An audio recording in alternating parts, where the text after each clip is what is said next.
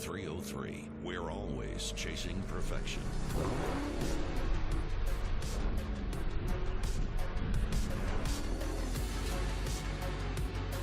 Protect your ride with graphene nanospray coating. Now, boost protection, shine, and slickness with Graphene Detailer. Level up your detailing game. Harness the power of graphene with 303. Ooh. Call Logano. Hey, Joey, you can save money if you fill up at Shell if you use Advanced Auto Parts Speed Perks. Dude, I'm way ahead of you. You saved at the pump? Yeah, I saved at the pump. The pump? The pump. He saved at the pump! Woo! Now you can save at the pump when you shop at Advance Auto Parts. Learn more at advanceautoparts.com/gas rewards. Now, it's my turn.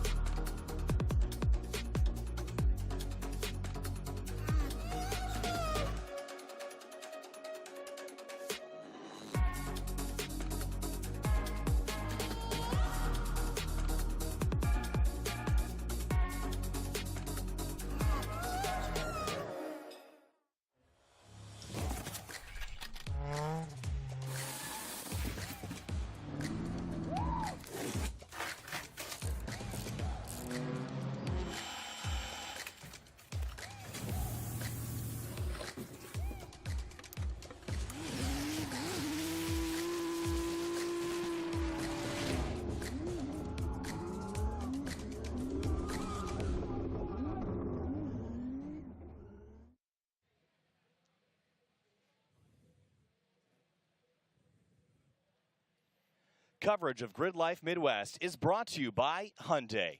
It's your journey.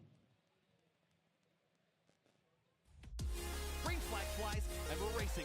The high cutter pushes Jensen along the exit of turn number 4. This win, it's big slide. It's time to go racing at Grid Life Midwest. Hill side by side. O'Gorman around the outside now for the top spot. Tom O'Gorman goes to lead.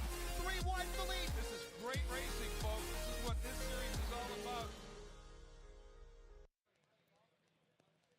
The home of Grid Life competition has long been Gingerman Raceway in South Haven, Michigan. Once a year in June, thousands head here for an annual trip to the Mecca of Midwestern motorsports. This is Grid Life Midwest Festival live from Gingerman Raceway in South Haven, Michigan. And it's time for Grid Life Touring Cup and the Top 10 Shootout. Hi, everybody. Kyle Heyer, joined by Greg Kramer. Greg, welcome back. Today, we've got more Touring Cup, track battle, and drift action. But first up, we have to set the top 10 in our grid for race 3. And this single car qualifying session is absolutely phenomenal, and you're in for a treat, folks. There's no question about it. One car at a time. He gets released. He does his out lap. Then he's on a time lap. When he's on his cool down lap, next car is released. And no matter where you are in terms of finishing order from yesterday's race in the top 10, if you put in a time that's good enough for the pole, you start up front. So this is a chance for you to make a big leap. It's also a chance for you to tumble a little bit if you have a bad qualifying run. A lot of pressure here, but these drivers just soak that up.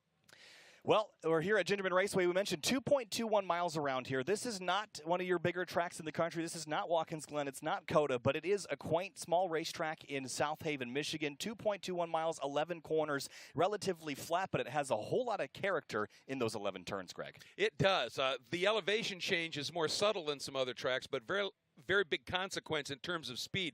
Turn 1, a very tight but still somewhat flowing turn. Turn 2, it goes in flat, then it picks up a little angle. You could chuck it in there. Turn 3 is a tricky braking zone, downhill, flat out through 4. 5, you balance it through 5, hard braking into 6, get out of 6 in a hurry, up into 7. A lot of patience at the exit of 7 to set up for the S's that are 8 and 9, and then the run up into 10. You've got to get through 10 and exit very quickly because it's the best overtaking area down in turn 11 when you're going door to door. You might drive a slightly different line here for this single car qualifying because you don't have to worry about protecting from anybody from behind, so you can open up your entries to be able to get the wheels straightened out sooner, get to the throttle sooner.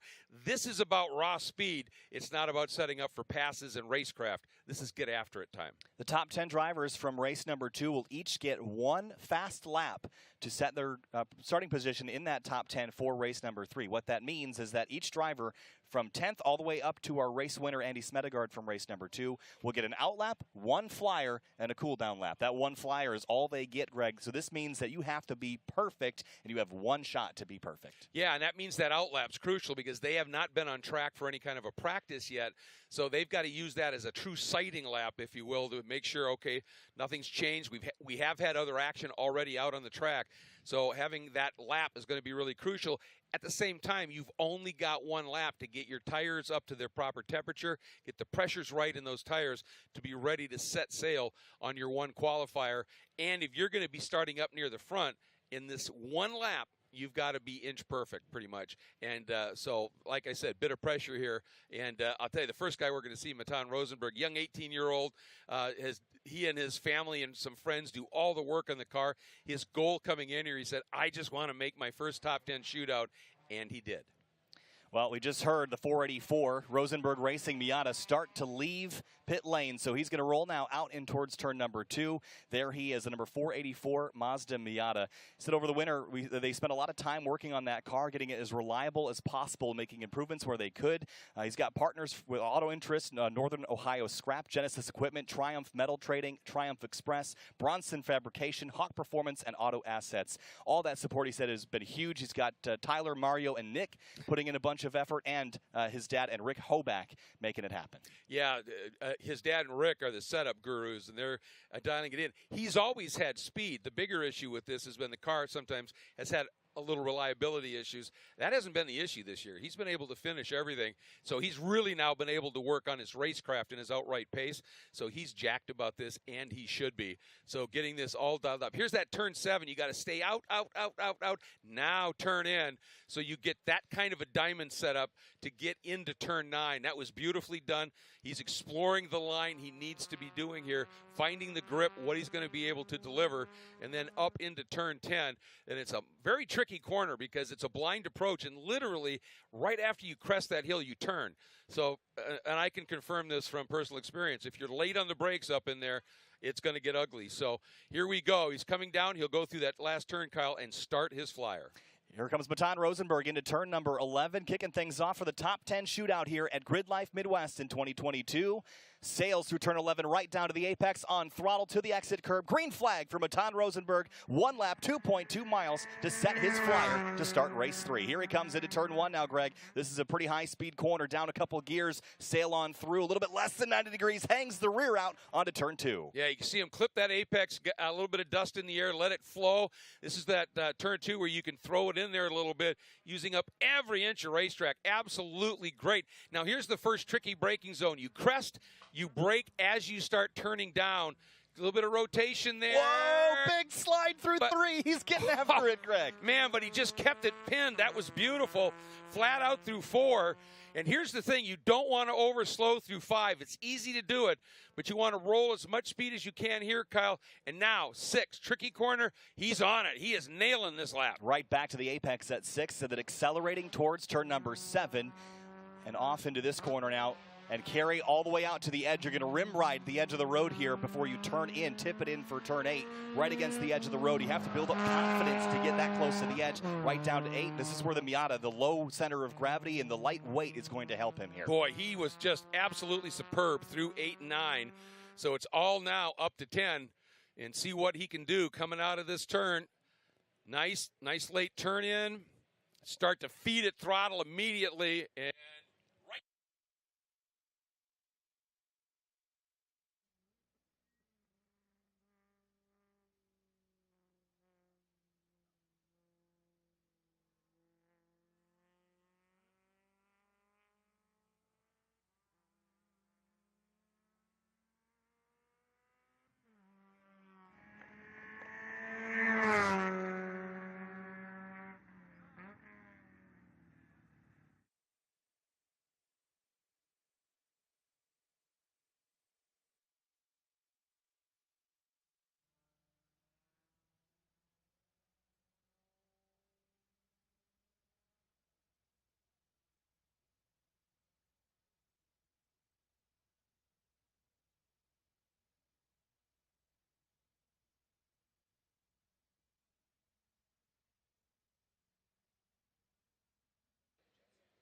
Down towards turn number 11 to start his lap now. Here comes the number 3 of Eric Meadows. He'll be our second competitor in the GLTC Top 10 Shootout today.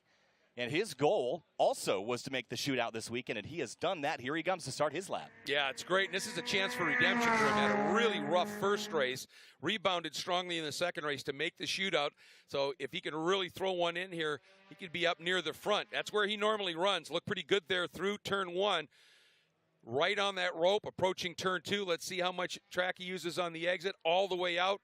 Doesn't look like he's flowing quite as much speed as Matan did, but it still looks pretty good. Yeah, we saw the slight brake flash there between turns 2 and 3. That's to keep the knockback out. What happens is sometimes the rotors will kind of shuffle away from the hub. So when next time you go to the brakes, you have more gap, and it leads to a delayed braking response. So that's just an experienced driver move there to make sure that you're going to have brake pressure for the hard braking zones here at Gingerman. Nicely done. He's looking very neat and tidy. Again, Rosenberg spent a lot of time sliding around, so I wonder if that's going to impact his time and how much Meadows will pick up by keeping the rear end underneath him. Yeah, the one thing with Rosenberg, when he was sliding, he never lifted. It wasn't a save, it was a drift. And it didn't look too consequential, so we'll see. Absolutely right. This is really, really precise. We don't see Eric, the car's not stepping out at all, and he's really driving some very, very nice lines. Let's see what he does up here. Meadows out of Charleston, West Virginia, and heads through turn 10B, now up onto the back straightaway again. These Duratec engines, they like revving high, and so he'll get to the top of the rev range and get all the way up into 5th gear now. VMAX around 120 miles an hour before the downshifts and brakes into turn 11 to finish up his lap. We'll see if he can launch ahead of Rosenberg in this final corner, Greg. Here it is, out, using up all of that exit curb, keeping it absolutely pinned. Can he beat a 142.798, Kyle? Across the line for Eric Meadows, a 143.791, so a little slower. And again, the track conditions might not be perfect, so Rosenberg will at least pick up one position based on how this has come out so far. So a good start for the 484. Meadows at a 143.791, currently second on the board. Next driver up is going to be the 777 of Ronnie Solomon for the ASM crew. There he comes up over the crest after 10B to start his flying lap. This car, Greg, if you remember back at Road America in the fall, took a heavy passenger side impact into the wall at Road America. He took that entire thing apart, cut the side off, put a new one on, and he's back and ready to rip here at Gingerman Raceway. And ASM has this track dialed in terms of setup, and he picks up the green. So you know the car is going to be set up well. It's just a matter of Ronnie hustling it. 2 top 10s in the first 2 races got him here. Looks like he was he didn't flow quite as much speed through there as Rosenberg nor Meadows, it didn't appear. Now he's got to really get after it for the rest of this lap. Good through the exit of 2. Yeah, really tidy at corner number 2. Now accelerating up towards 3.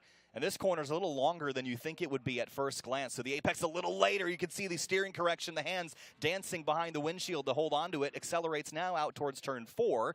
And this is where that S2000 is going to use the arrow into 5 and into 6. Kind of decelling. Apex 5, then Apex 6. Nice line here for Ronnie. Yeah, beautiful arc. If you can drive that as an arc, one arc through the corner, you just keep those right side tires loaded, and you can pedal it with a little bit more speed. He had a really nice run through there. In through turn 7, a little bit of a push there. You can see the tires kind of scrubbing along the surface. Doing a little bit of an earlier turn in there. That can cost you a little bit. Looks like he got the transition to work. The car kind of flopped over when it turned in for turn 8, so might have a little softer suspension setup than Meadows in particular. But now into turn 10B, kind of dives on the brakes, turns in. Nice sharp response on the turn-in. And pick that throttle up as soon as you can. Longest straight here is the one between 10B and 11. And again, this is one of those K-Swap S2000s that's got that strong, high-revving engine in it. So the straightaways, despite a little bit of drag from the arrow, these cars are not that deficient in straightaway speed. Maybe a little tentative into 11, but slow in, fast out. We'll see if it pays off for him. Yeah, you see he didn't use a lot of the track. He didn't get to that exit curb, so we'll see where he sets up. And, wow. Jumps up to the top spot. Ronnie Solomon, a 141.537. Nice and provisional pole for the time being. Well, that shows you what tidy can do. He did have that one little correction coming out of 3, but the rest of the lap, he was very, very smooth and precise and jumps to the top of the order. Out next is going to be the 184 of Eric Jensen, and this is one of the more interesting cars in this paddock. Yeah, this started life as a 2016 Scion FRS, and if you're familiar with that platform, they normally ship to the customer with a 2-liter Boxer 4-cylinder. Well, double the cylinders and you can do about 2.5 times the displacement. This is a LS swap, LS1, I believe, in this FRS, and Eric Jensen has modified it so that there's not a lot of FRS left in it besides the shell. Exactly. It's got a dog box manual transmission, so you can shift pretty efficiently in it just by lifting off the throttle. Hometown is Trophy Club Texas, has his son Jackson with him this weekend in a C6 Corvette.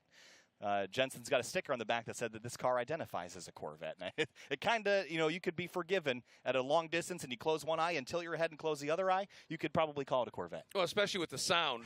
It's incongruous when it comes by and you know it's a Scion FRS with a big throaty V8 howl. He's driving a really smooth lap here. And one thing this isn't deficient on is on the straights. But what that means is he's a little heavier, so he's got to be even more precise so he doesn't scrub any speed. Because when you're heavier, you have to accelerate it, you have to brake it, you have to turn it, and it just takes a little bit more of a toll. So smooth is everything. And with this, you got to get the car straightened out a little bit more to get the power. And when you really want it, now here it's important, stay out, stay out. That looked really nice.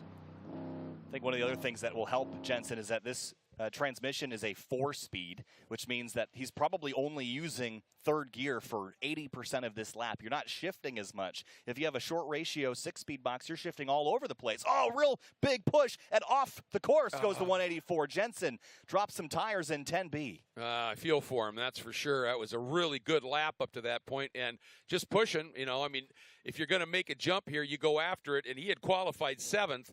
So, this is one of those risk versus reward. And, is it going to, how bad is it going to be if you have a bobble like that and you drop back?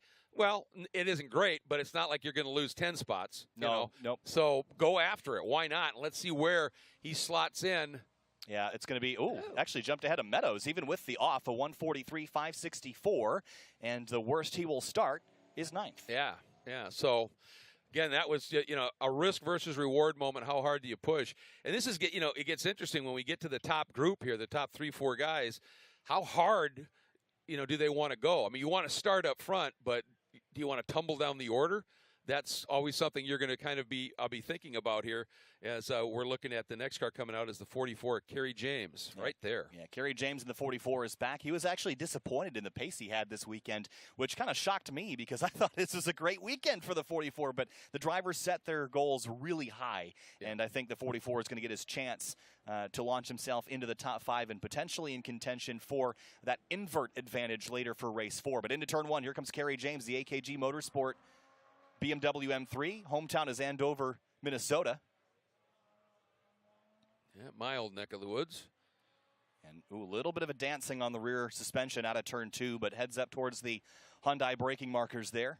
Onto the binders for turn 3. And a lot of drivers have chosen that M3 chassis here in GLTC. We've seen drivers keep the OEM motors in it. We've seen drivers K-swap it. These are kind of a blank canvas, but this is starting with a little bit more car than an S2000 or a Miata, but they've found victory before.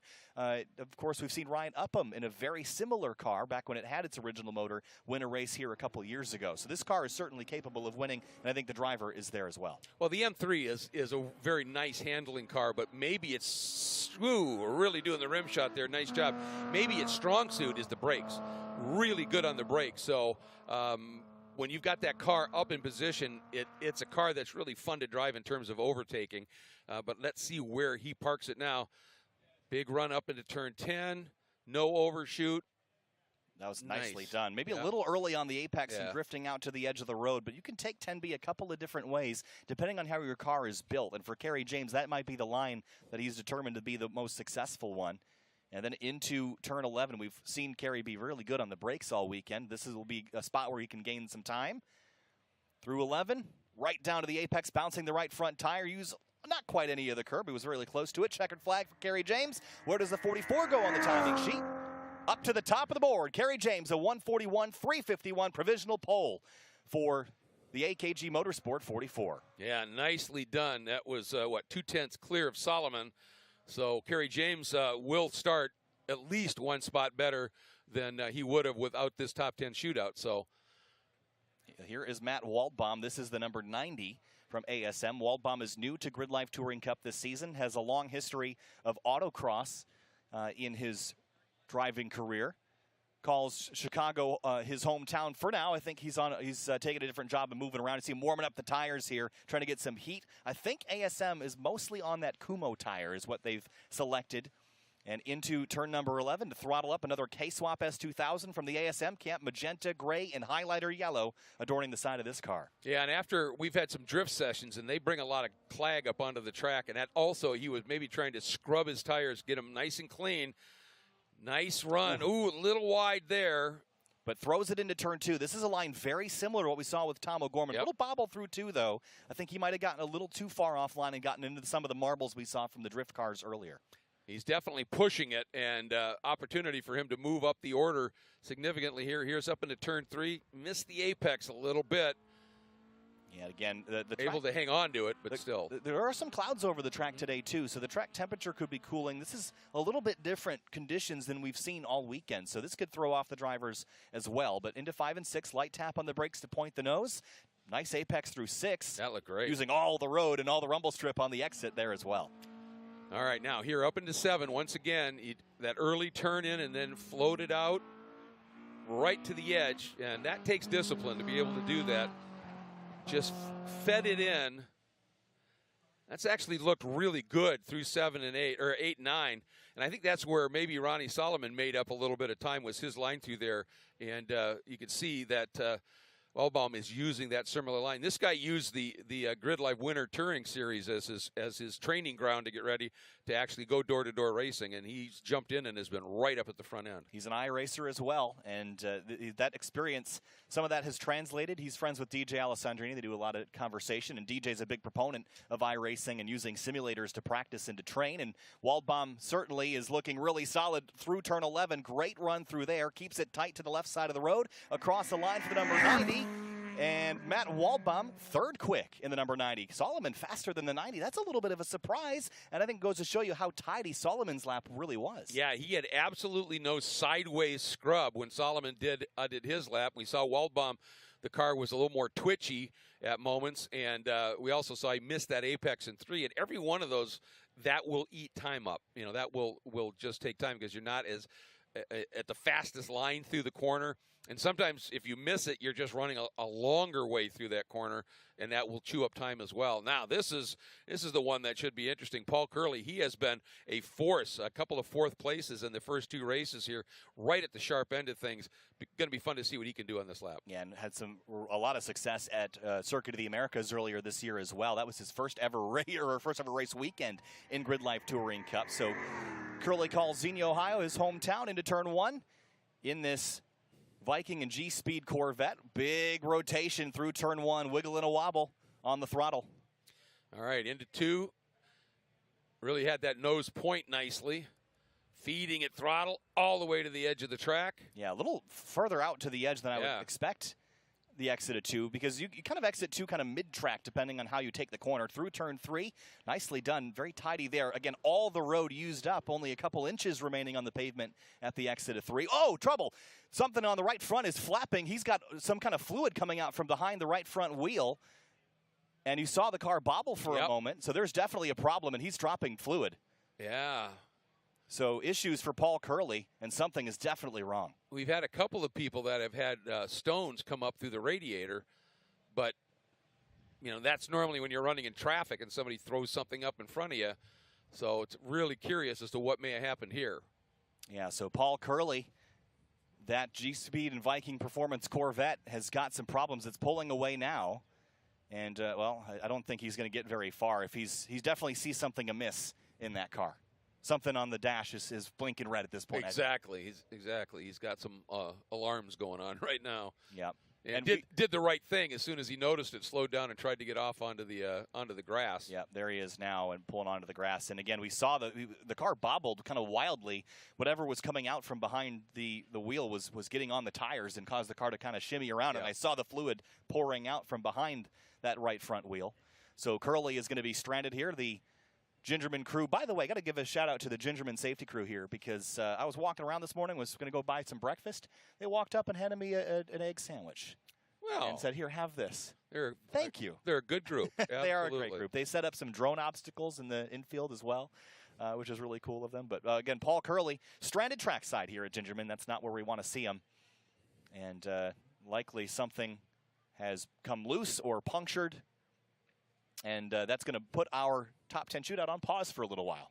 Yeah, and it's unfortunate because I think he was one of the guys that had an opportunity to be right up in the front end of things, just with the pace we've seen him driving so far this weekend. So that's one of those down things. Had this not happened, had we not had the shootout, he'd be right up there, starting in 4th. But they love this opportunity to be able to go out and have a shot at improving the position.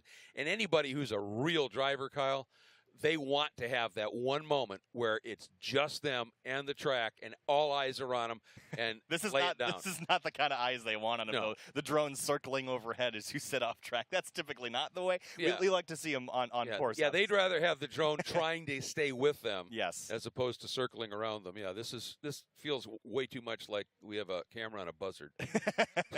Yeah, the car is definitely not going to move from there. So Adam Jabay, I know, is going to go out there and check the track. He will actually drive out there in his Honda Fit and drag his shoe across the surface to make sure that there's nothing slippery. If it's just water, that's great. That'll dry out pretty quickly. If it's oil of some kind or anything from the gearbox, that could also be an issue that we'd have to deal with. But for now, the top 10 shootout is paused here. We have 3 drivers remaining: Robert Thorne, Jeremy Swenson, and Andy Smedegaard. The good news for Curley is that if he can fix whatever this problem is, he will start worst 10th. Yeah, so, that's the upside to this. Obviously, he could have been starting a little bit farther up. We're pretty sure of that when you look at his pace, but it does limit you from falling down the order, because starting lineup other than these top 10 for this 3rd race is based on finishing order of race 2. And so 11th through the rest of the field, which is that's still, we're talking 40 cars, they have already, they know where they're starting, so.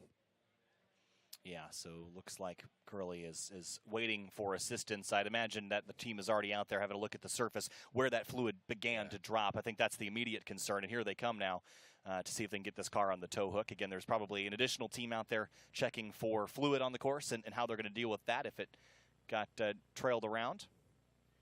But they'll get him on the hook and tow him back, and we'll expect Robert Thorne, Jeremy Swenson, and Andy Smedegaard. Now, the other thing is we've seen the track conditions be kind of varying.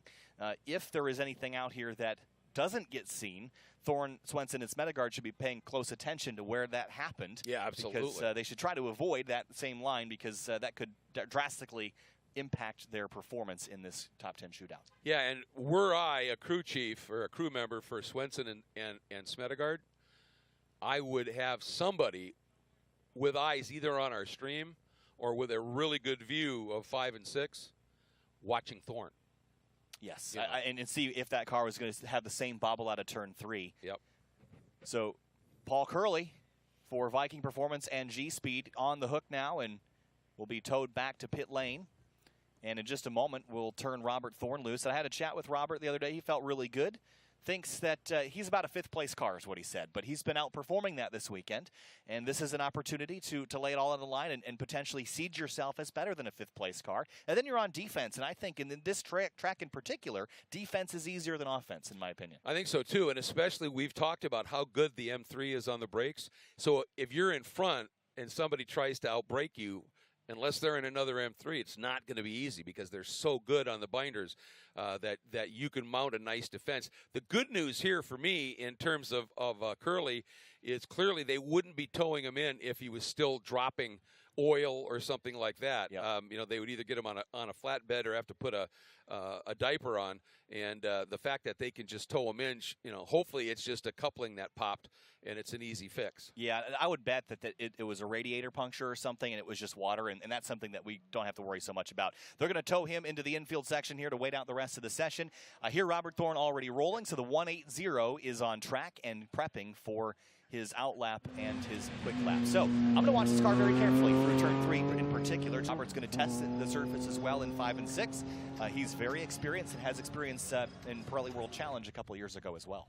Yeah, he was really good when he was running the McLarens in the GT3 category there. Now, this is where he's going to be really studying and looking here and saying, all right, do I see any kind of a sheen, anything on that part of the track And if there was something out there, we would have had a crew out there with the absorbent dust that they put down and the like. So my guess is you're right. It was just water.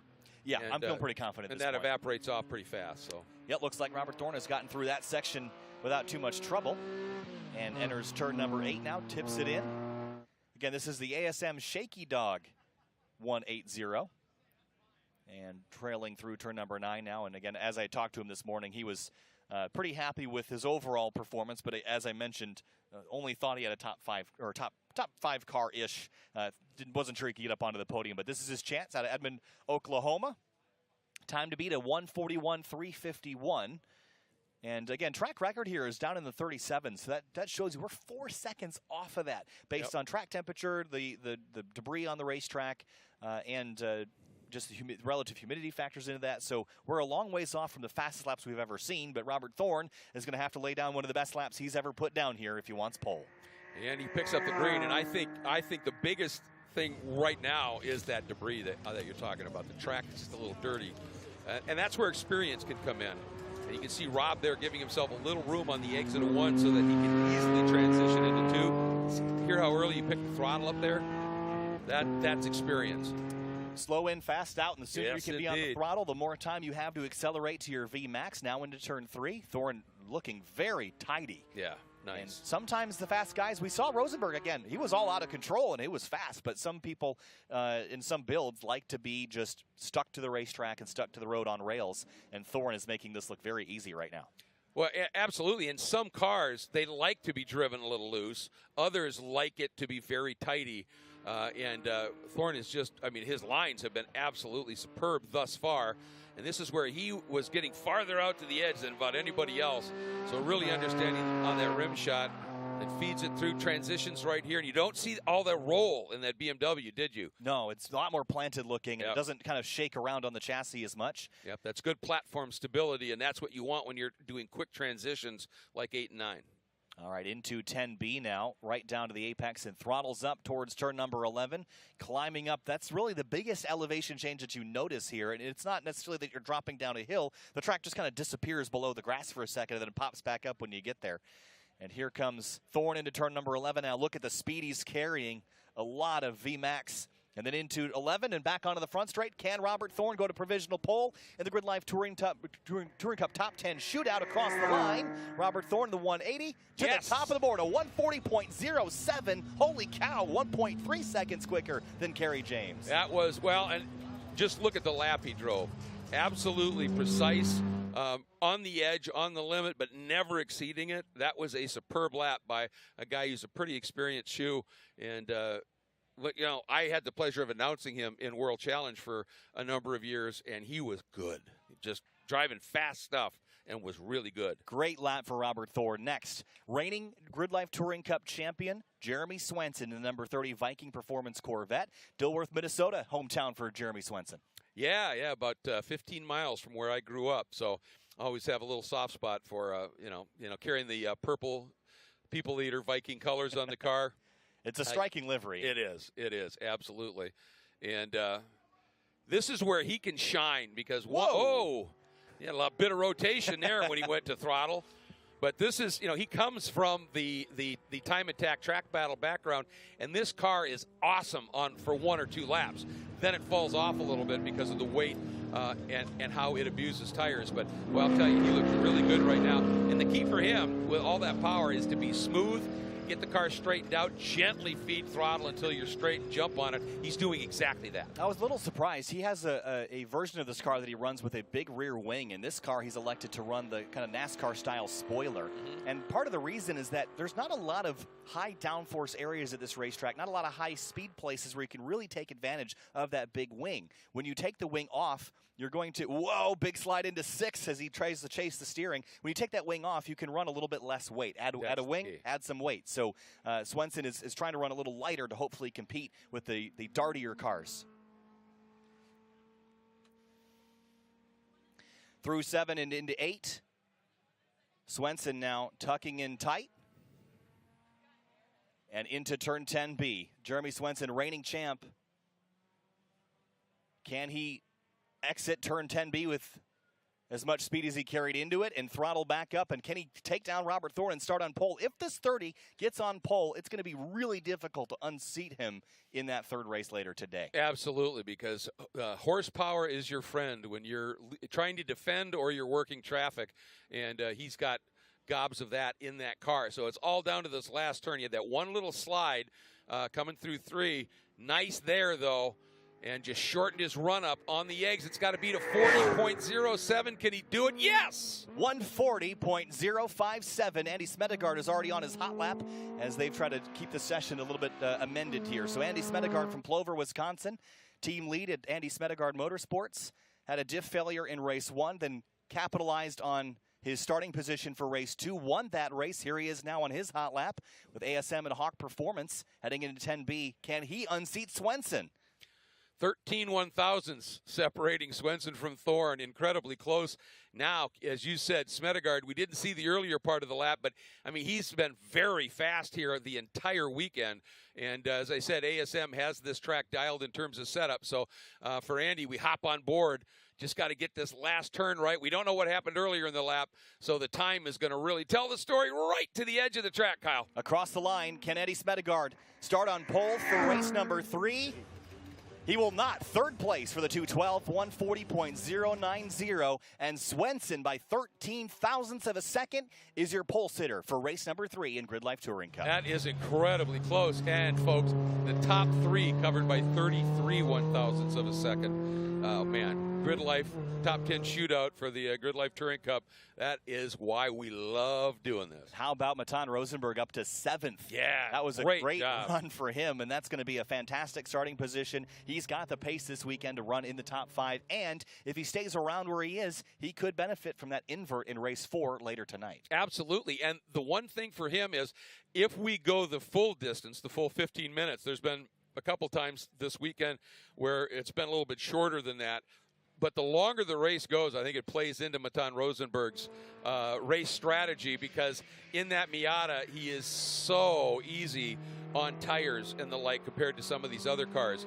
So if the race runs its full distance or maybe a little bit longer and he can stay in the hunt, I mean, he got up into the top 10. It was the last 2 laps of yesterday's race number 2 when he went from 12th to 10th. So relative to everybody else, Matan should be quicker come the end of the race. Track battle up next after GRIDLIFE Touring Cup Shootout. We'll see you on the other side for GRIDLIFE Track Battle Group A. Coverage of GRIDLIFE Midwest is brought to you by eBay Motors. Let's ride. And by Momo, made in Italy since 1964.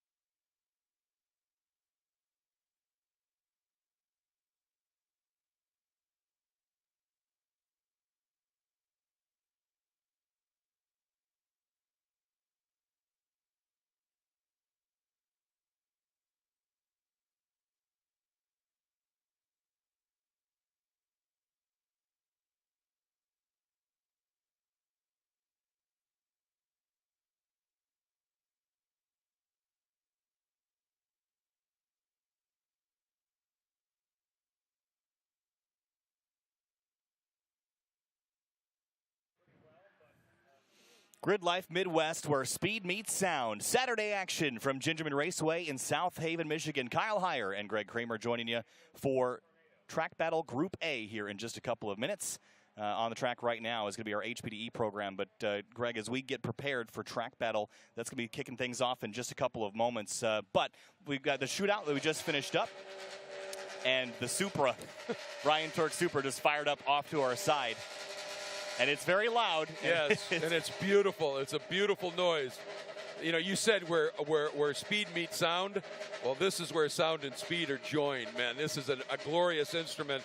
A Judd V10 dropped into that Supra. We'll see that out on track in just a little bit. Yeah, so because we're on a little bit of a delay from our slightly delayed GLTC shootout session because of Paul Curley's issue, we're going to just run you through a couple of the results from so far this weekend in Track Battle across all the different categories. And then we'll bring you Track Battle action in just a couple of minutes when they go out on the racetrack. So at the top of the board this weekend, Ferris Khartoumi, the number 72, a 124.486. Pretty close to the record, but if you talk to him, you would never know that. He was disappointed. Well, yeah, and he got that time with issues with the car. He was sort of in his own one-lap shootout scenario because he's losing water, and so he doesn't want to put too much water down on the track, but he wants that one lap. But if he makes one little bobble in that lap, it goes away. And in both of those laps, we saw that little, moment when he had an issue. If he can nail one together, I think the record's his. Yeah, so Ferris Khartoumi, 124.486, fastest in Unlimited. Yeah. The next Unlimited car is Ryan Turk in the 411. That's that Supra with the Judd V10 that we're hearing off to our side. Will-I Young in the Track Mod front-wheel drive RSX is second overall, a 131.514. Glad to have Will-I Young back with us from Canada. Good to see him back in the GRIDLIFE paddock. Michael Puglisi in Track Mod runs third in the number 314. Then Jimmy Ralph in the 991. Michael Allman in the number 6. Then ASF Super K is second in Street Mod right behind Amick. So it's Amick and Super K first and second in Street Modified. Only a couple tenths of a second between the 6 and 150. Absolutely, and we've got a lot of other cars that will be out as well. Interesting here to see a Radical out there as part of the Group A. Well, this is our HPDE program it's between our Group A and GLTC. Oh, that's what it is. Yeah. That's right. Yeah. So the guy that owns that is Ben Harisco from Ultima Raceworks, and I'm a good friend of Ben's, and he actually offered me a ride in that car tomorrow. So I'm really excited. It has a passenger seat in it. But those Radicals are pretty wild little cars, Greg. Oh, they are. I mean, you talk about power to weight. They're right in that window of being really serious performance, very agile. And when you go onto the throttle, it's instant, it's there, and they really hustle. And they're a blast. Everybody that I've talked to that's raced them over the years said they're one of the funnest cars to drive because you could play a little pitch and catch. They're user-friendly, and it's easy to go fast in those cars, which makes them a real treat. Yeah, Ben and Taylor over there, they have their dog Mika with them this weekend. It's just a very friendly environment over to Ultima Raceworks and with Ben. So glad to see that. Oh, there's some trouble off in turn 1 here in HPDE. Black flag in the session. So there's a car right off of the exit of 1 there. So this car, I believe, Tom O'Gorman, we know Tom very well. I think this is Tom's old K-swap fit that used to be one of his B-Spec cars. Oh, okay. And so a lot of the cars here have some history. Yeah. That's what's really cool about it. Yeah, that car started life as Tom's first race car. That was the car that he finished third with at WeatherTech Raceway Laguna Seca way back in 2016, I think. Then it was he had it K-swapped, ran that for a couple of years, and then it was purchased, and now they used to have a wrap on it. They've tore the wrap off, and now it's just kind of blank paint. But some issues for that car off in turn number 1. For people who are maybe not familiar with GRIDLIFE that are tuning in this weekend, explain what K-swap means. So K-swap, if you're in the GRIDLIFE paddock, you'll hear it a ton.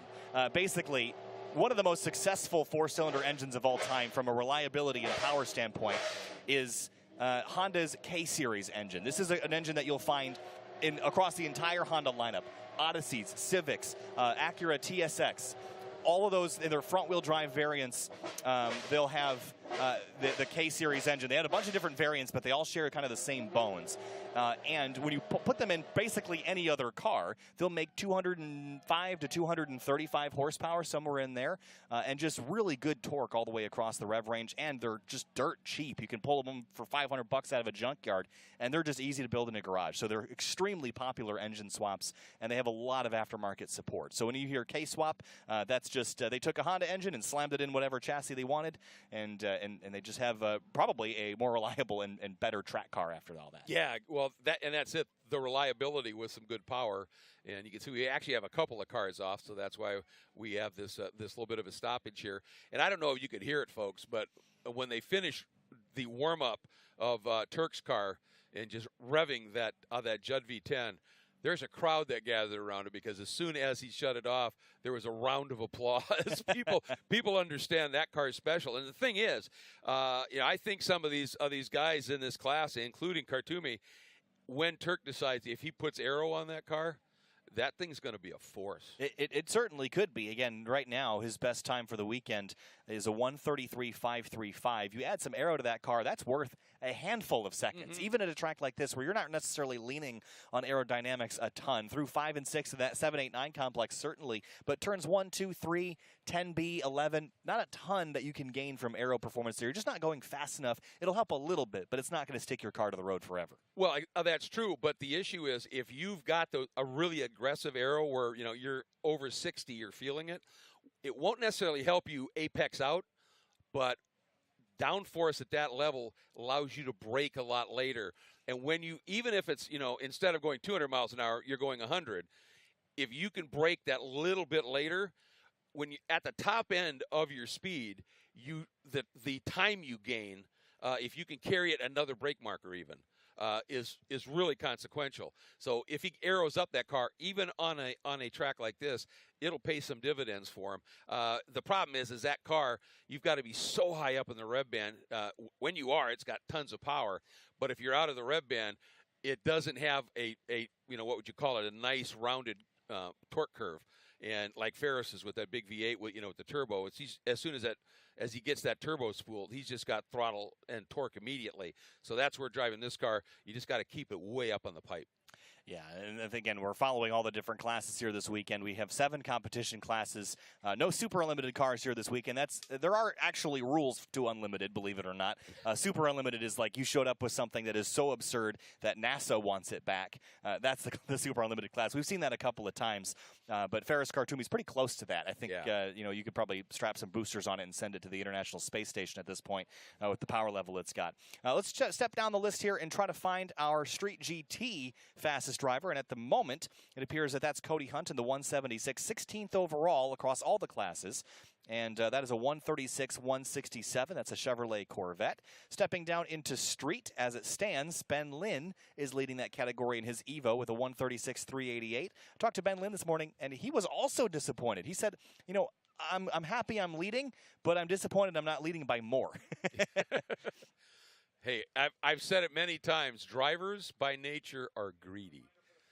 They want more. They want more, always.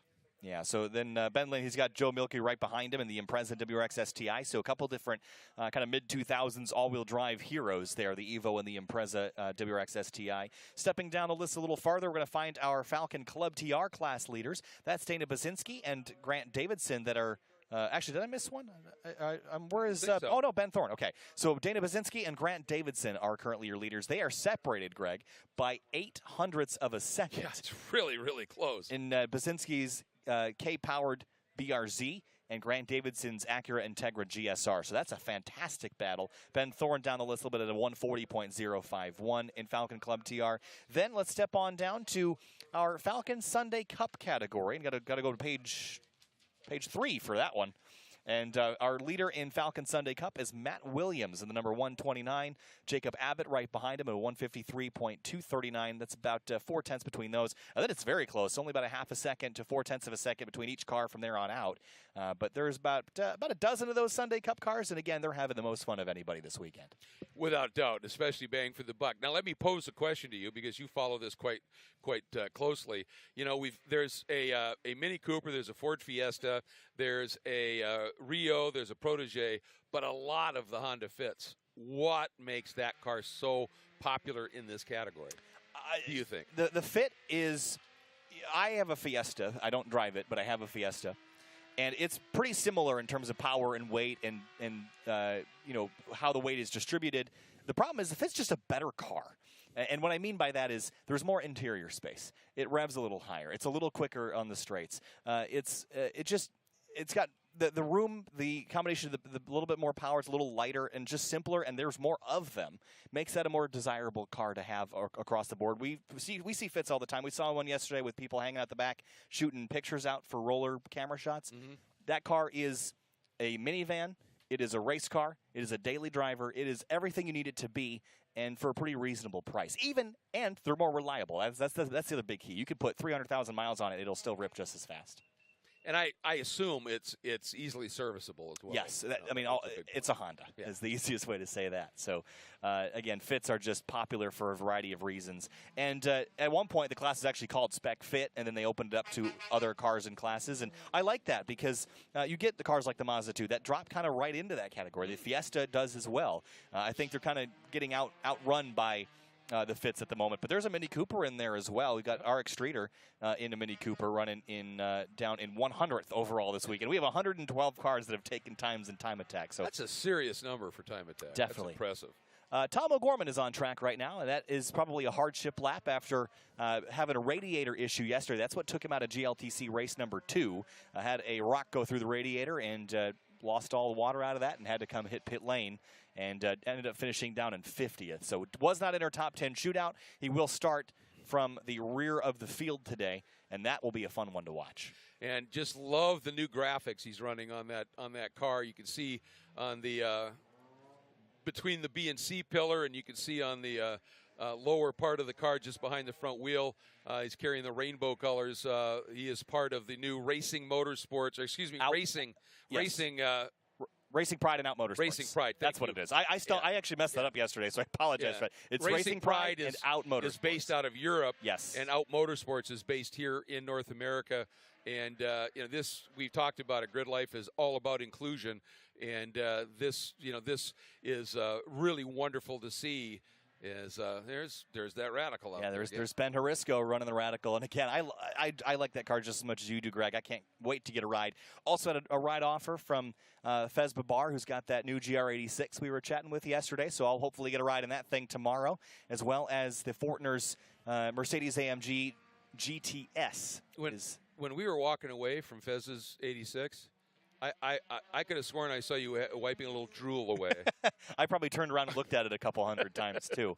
Here's Ben Harisco. He told me earlier that he spun out a couple times this morning just trying to get to grips with it. He's got a passenger along for the ride now. Might be Taylor Gajewski. Love the sound of that, too. New fiance, by the way. He's recently engaged. Ah, well, congratulations. Yeah. It sounds really good. You can hear it past the canvas tent here, but through turn 2. And throttling up now again. This car, so light and a lot of downforce. It's really going to be a better car to drive at high speed. At low speed, they can kind of be a little bit of a handful from what I understand. Yes. Yep. Here we go. Likes its aero. Here's Speaking Ferris of aero. Toomey. Yeah, that's all of it. That's the entire surface area of all the collective wings here this weekend. Ferris Toomey. You can eat dinner on that thing. Sticking his head in the window is John Raymond, one of my favorite people on planet Earth. Hi, John. And you can see on that car, folks, if we get a look at that rear wing, the way that the support struts now come over the top, and that's what I'm talking about. Most of the downforce comes from the underside of the wing, and the engineers and the aerodynamicists figured out that if you support the wing from the top, you clean up the airflow to the underside of the wing, and that makes it all the more effective. And Ferris, of course, one of those guys that's going to look, he's greedy, going to look for any advantage, and that's what he did. But look at the size of that splitter and tray on the front, too. And John, again, I love John Raymond. He's one of my favorite people. He gave me his helmet to transport to Atlanta Motorsports Park. a couple of months ago, and I've had that helmet ever since, and I finally handed the helmet to him today. I was going to charge him gas money. I think I probably burned 15 gallons of gas just transporting the helmet. Look at that. There's some turbos, some turb skis, and then shooting the exhaust right out the side. I walked up to him this morning. I had my legs right next to it, and I was heat soaking from the engine standing a couple feet away. There's a lot of heat and a lot of temperature. You can see the wrap on it to keep all that heat contained. When he's got it fully dialed, it's over 1,000 horsepower. Yes, north of 1,000. It's pretty impressive. And he wheels it well, too. He does. He really does. And I actually talked to Tom about this, Tom O'Gorman, a couple months ago. Asked him, would you ever like to drive Ferris's car? He goes, I'm not sure that I would really know how to drive it because, it looks kind of ragged at times, and how it's driven is so fundamentally different from everything else that he's driven. He didn't feel confident he could go any faster than Ferris. It's just that car is such a unique beast that even 800 horsepower supercars don't drive like that. A 1,000 horsepower garage-built car is not a GT Le Mans car. They might run similar lap times as he ran a 2:04 at Road America last fall, but it's not going to drive the same way at all. It gets there differently, absolutely. And the key word there is beast. Yes.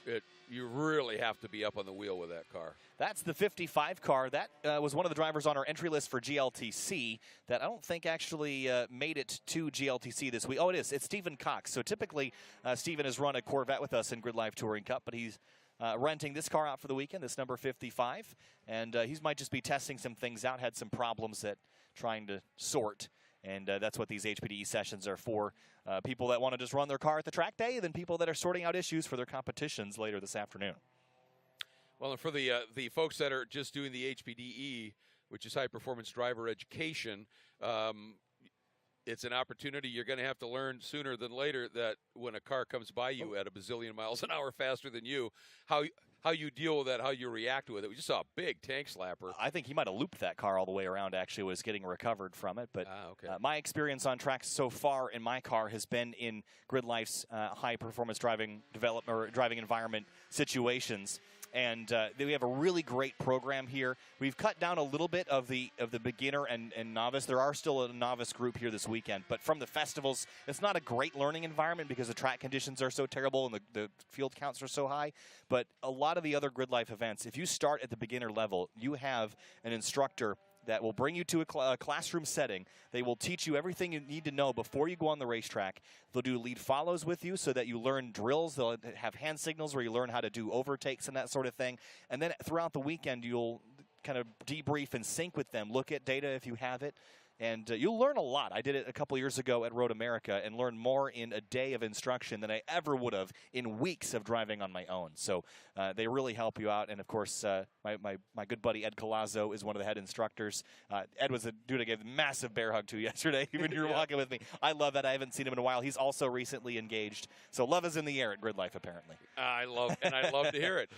One thing and this is just a general thing to any parent who is out there right now, one of the best things you can do, I would encourage you to do it here with GridLife, but when your kid gets their license, enter them and run in an HPDE with GridLife. If you don't do that, go to one of the driving schools. That there's lots of them around the country. There's the Skip Barber School. There's numerous driving schools. Mid-Ohio has one of the top schools, and at the very least, put your kid, whether male, female, doesn't matter, through a car control clinic. Yeah. And a defensive driving class. If you can afford it and if you want, have them do a 2 or 3 day racing school. And I'm not saying that you would do that because you want them to race, but controlling a 2-ton weapon essentially on the highway is the same level of applied physics as racing. And you can avoid so many accidents by not losing your cool, not overreacting, and doing something that will throw the car into a spin. And you learn that by applying it in a safe place, and there's no safer place than on a racetrack with the right coaching. So I think that should be mandatory for everybody before they get a license. I know cost-wise that's probably not going to happen. But if you have the wherewithal, send your kids through an HPDE and or a racing school just so they learn how to control that car. That's a great idea. And, again, I've learned so much from our program. Have a look there. There's Jason Kanakary in the the McLaren. That's that 106 McLaren 600 LT. That's a street-modified car. And Dallas Reed, that's that 776 with the huge wings on it, the turbos and things. And there is Cal Fortner in the Al's Auto Body Mercedes AMG GTS. There's Dallas Reed's car. It looks like it's got a hole in its gut or something. Oh, my goodness. I mean, look, you know, remember in like doctor's offices, kids had those things that you put the beads that you'd like run around the little metal tracks. That's like what it looks like he's got coming out the hood of his car. Yeah, it does. It does. Also looks like something right out of Terminator. Or you know, Mad Max or something like exactly. that. He's just got to paint it tan and put a grate on the front, and that would do the trick. I should suggest that to him. He'd probably dig that. But wow, that is a massive arrow. Yes. How many pipes do you want? Yes, I want them. Yeah. David Calzada rolls up. That's an unlimited class Mazda Miata. That's a class you guys should add. The unlimited pipes class. Unlimited pipes? Oh. I think Dallas Reed would win it by default. Hands down right now, for sure. There's Ben Lynn reversing in the Advanced Auto Parts car. That is a street class number 65 Evo 9. And again, he's leading the street category as it stands. There he is. Brand new livery. It has a satin finish to it. It is absolutely gorgeous. And I mentioned to him today, even when he was disappointed that he wasn't winning by more, I said, at least it looks good when it's out there. And he thanked me for that. I mean, definitely they put some work into this livery design. Speaking of liveries, when we get ready for our first GLTC race today, starting at the back is going to be one of the liveries that you're really going to enjoy, folks, especially if you have any knowledge of racing history here in North America. But what was impressive to me was how they managed to get the reflective metallic glint on that car. I guess there are some major supply chain issues with metallic finishes in general. And talk about a creative solution to that. And the car, it's Colton Wade's car. It looks amazing. It really does look the part. Someone mentioned in the YouTube comments that a Miata and a McLaren parked next to each other. That's grid life. And by the way, not only are they next to each other on the grid, they're next to each other on purpose because we grid everyone on pit lane by their overall lap time. Calzada and Kanakri are 1/10 of a second apart. So that Miata and that McLaren are 1/10 of a second apart on pace around Gingerman Raceway. Isn't that something else? I guess that tells you the engineering that's gone into Calzada's car. Yeah. I think. Oh, without a doubt. And what a good from the original build platform the Miata was. 100%. That is just a classic North American sports car. Tanya Ma in the 377. That's who we're looking at now. That is a 911 GT3 RS. Nice purple color. I think TJ Hunt bought one of those. TJ's with us drifting this weekend. He's a huge YouTube following, and he had one of these GT3 RSs for a while in a very similar color scheme, the purple. And he had that for a bit, and I think he said it was one of the best cars he ever owned, but there wasn't a lot to do to it. Not a lot of YouTube content to make off of that. Yeah. When the car is just pretty much perfect as it is. And I've heard a lot of people say, GT2 RS, GT3 RS, if you want to buy a car and you have the means to buy a car like that, that is the car you buy, is a 911 GT3 or GT2 RS. The pinnacle, I think, of probably even supercars, in my opinion. I mean, you can always add more power. You can't add more better. Right. No. Well, it is so developed, for one thing, that platform for Porsche, and two, Porsche's reputation was from day one built on motorsports. So that car is, when it comes off the assembly line, I mean, basically, you think about the Porsche Carrera Cups, they literally take that GT3 platform, and before everything else goes on it, the platform itself is just pulled off the line, and then they put the stuff that turns into the racing car on it. So you're right. There's very little you can do to make it better, and if you can do it, that's your basic turnkey race car at a very high level. No question about it. They are superb. A couple more questions to answer. Joseph asks, wonder if that the McLaren driver's grabbing a book on Miatas. Maybe. That Miata, there's not a lot of Miata left in that Miata, I think, at this point. But how about that? That's a car that I want to grab a book on. Or just an audio book. Just an audio recording, yeah. That has, in the front of that thing, a Judd V10, which raced in Formula One. It's raced in sports cars. It was a very popular engine in the era of what was called a professional sports car racing, between the original IMSA and then the American Le Mans Series, when they started to do the balance of performance, the Ferrari 333 SP, which is an amazing car with that glorious Ferrari V12 in the back, when they started to run restrictors, because the obviously the airflow into a smaller cylinder when you have 12 of them as opposed to a V8 or a V10, it hurt the V12s far more running restrictors. And it was a popular thing to pull the original Ferrari V12 out, which sounds blasphemous, and to a degree I completely agree with that. But they would then put a V10 in it, a Judd V10 in it, because it was just as powerful, and it was more bulletproof and far less costly to run. And people went out and ran championship level racing with it. The car, that engine is something really, really special, holds a very special place in history. One of the reasons being the sound of that thing up on the pipe is about as glorious as it gets. And like we did yesterday, I think we owe it to everybody.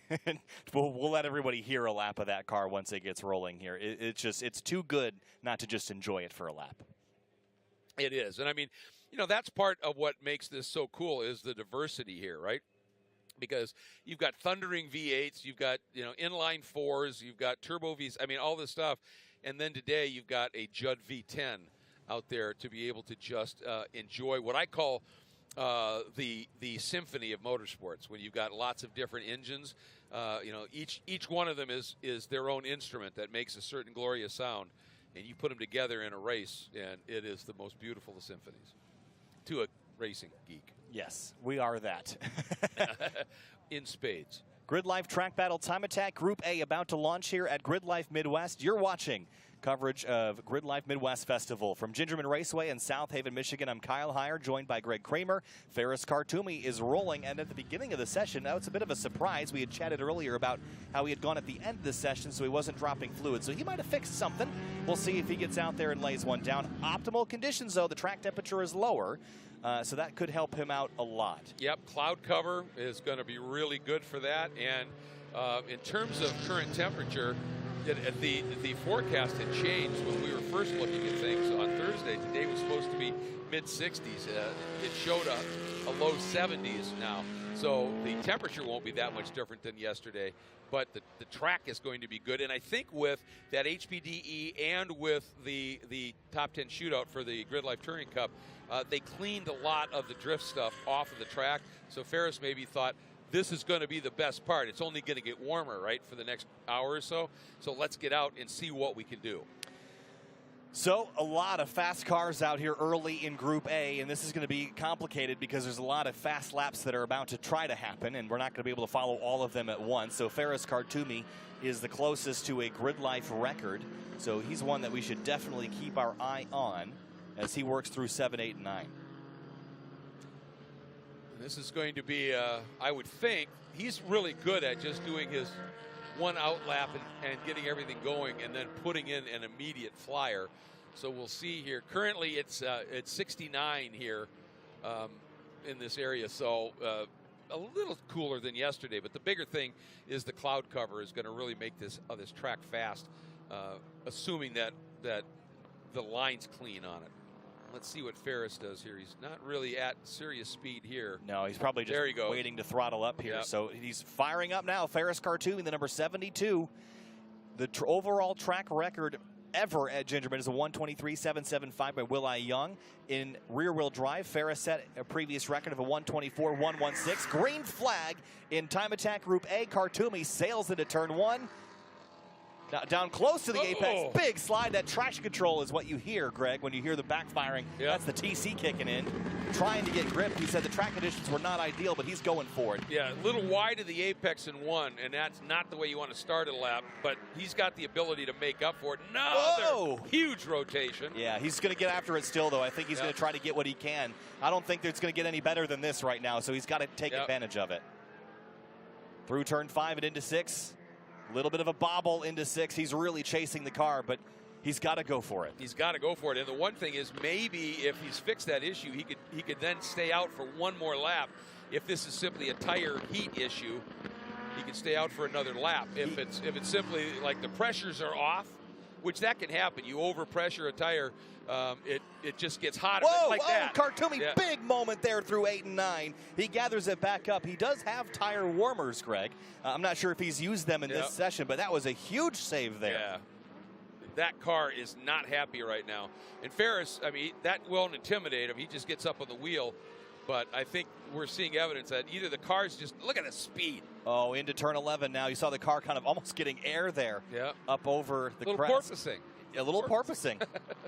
Across the line, can Kartumi do a 124, 116, 126, 121? Not what he needed. That was just too messy, but the track conditions not there, and the grip is not there for Kartumi. The good news is he had been just making a hard left right back into pit lane when he was suffering that water leak, so he wouldn't risk watering down the track anywhere, even on a cool down lap.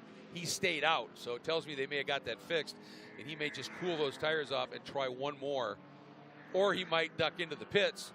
And if they did overpressure the tires, that's a fairly quick solution to try and figure out and improve the handling a little bit. Yeah, there's David Calzada in the Miata ASM Super K, a 133.067, not going to be a track record, and that is better than they've run so far this weekend by 0.2 of a second. So that is the fastest that green S2000 has gone.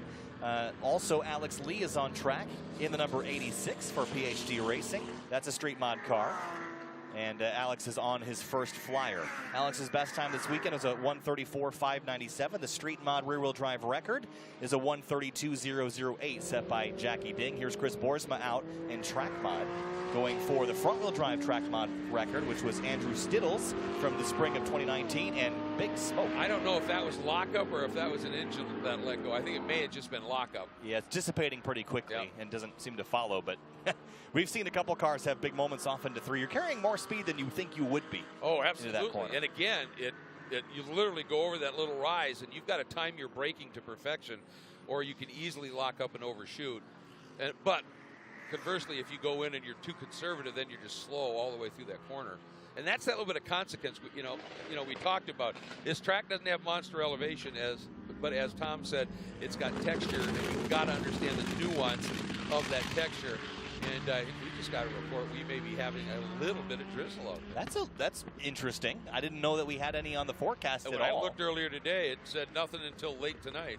So that's certainly intriguing. Ferris Kartumi is back on track. And have a look at this, Greg. We've got, this is fantastic, this little widget they built overnight, by the way. Phenomenal. So great job by the dev team. How about that? Only a 2% chance of rain at about this time, so we're getting that 2%, just a little drizzle. It's saying we may have it for 27 minutes, according to, and let's be honest, the actual current weather is based pretty much on what app you use these days. Yeah, and I think it's so volatile being on the eastern shore of Lake Michigan. Kartumi, another big slide through 8 and 9.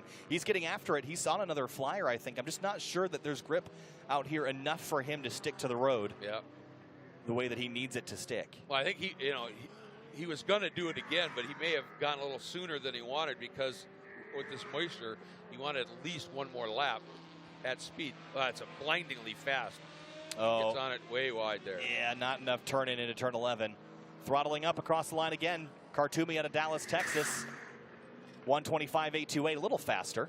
Yeah. But not anywhere close to where he was yesterday. Puglisi in the Track Mod 314 is within 0.4 of his previous record, so he's close, but not quite there. Again, Super K on top in Street Mod at the moment. Has about 0.8 of a second on Dewey DeWitt in the number 70. Mike Amick in the 6, just about a second behind that.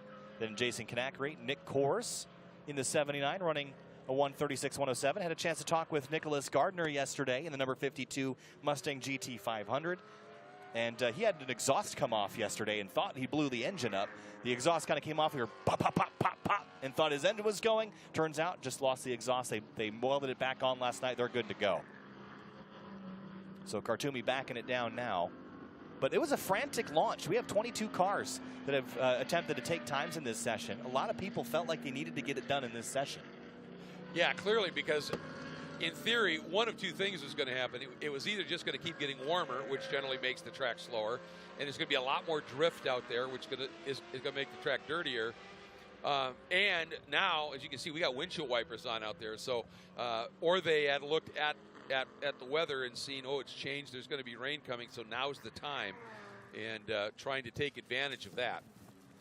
There's Cal Fortner and the Al's Auto Body sponsored number 14. And we were chatting with the parents last night, and they were saying that they were having trouble keeping the sponsors away from this car. They were throwing things at this car to get it sorted up. So everyone's really excited about this Mercedes-AMG GTS. A really good base, a really good platform to start with. Here's Mike Amick in the Street Mod Subaru WRX STI. Amick right now running in 4th, and I heard in the background that V10, that Judd V10 screaming. So let's see if we can get a hold of that Supra. We'll just let you listen to it if we can find it. I think it's over by turn 3 at the moment. You can hear it. We can hear it in the background. There it is, and we're just going to let you listen to this. Yeah, it is stunning, folks. Ryan Turk.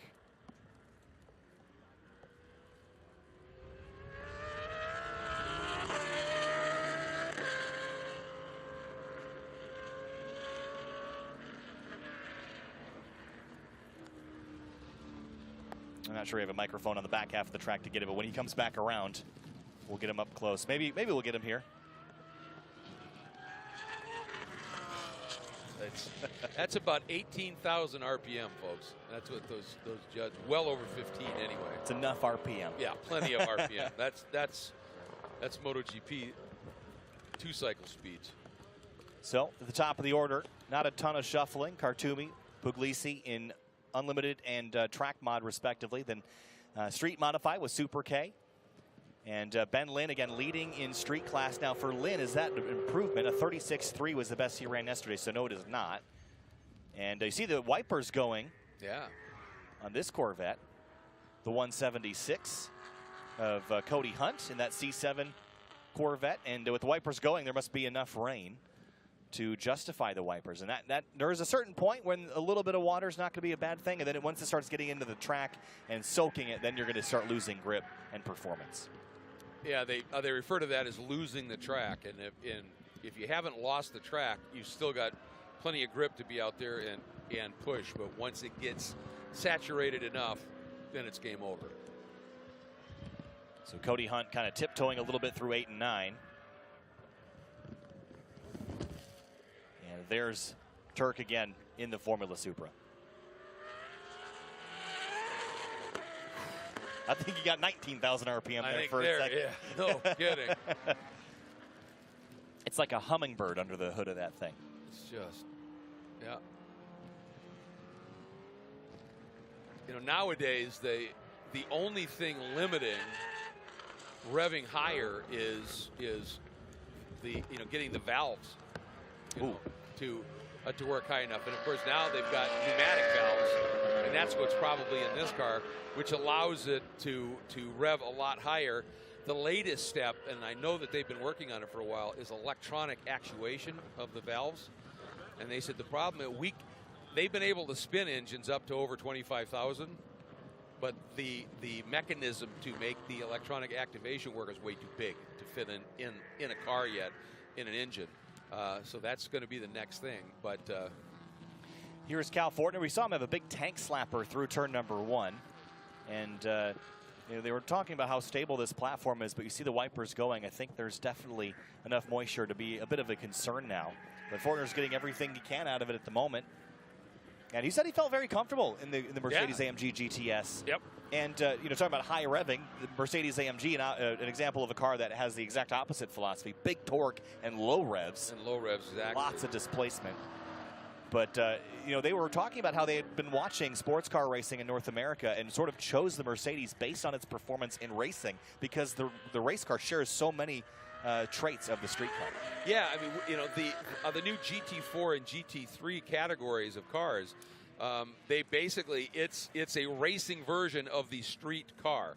And so you watch it, and the road cars are going to be really close to that racing version. And the thing that really makes that Mercedes so special is the way that it has great platform support, but it can still absorb bumps. So you can use curbs, and whoa, and that was moderate throttle. So it's getting damp out there, I think. Yeah, Time Attack A almost complete.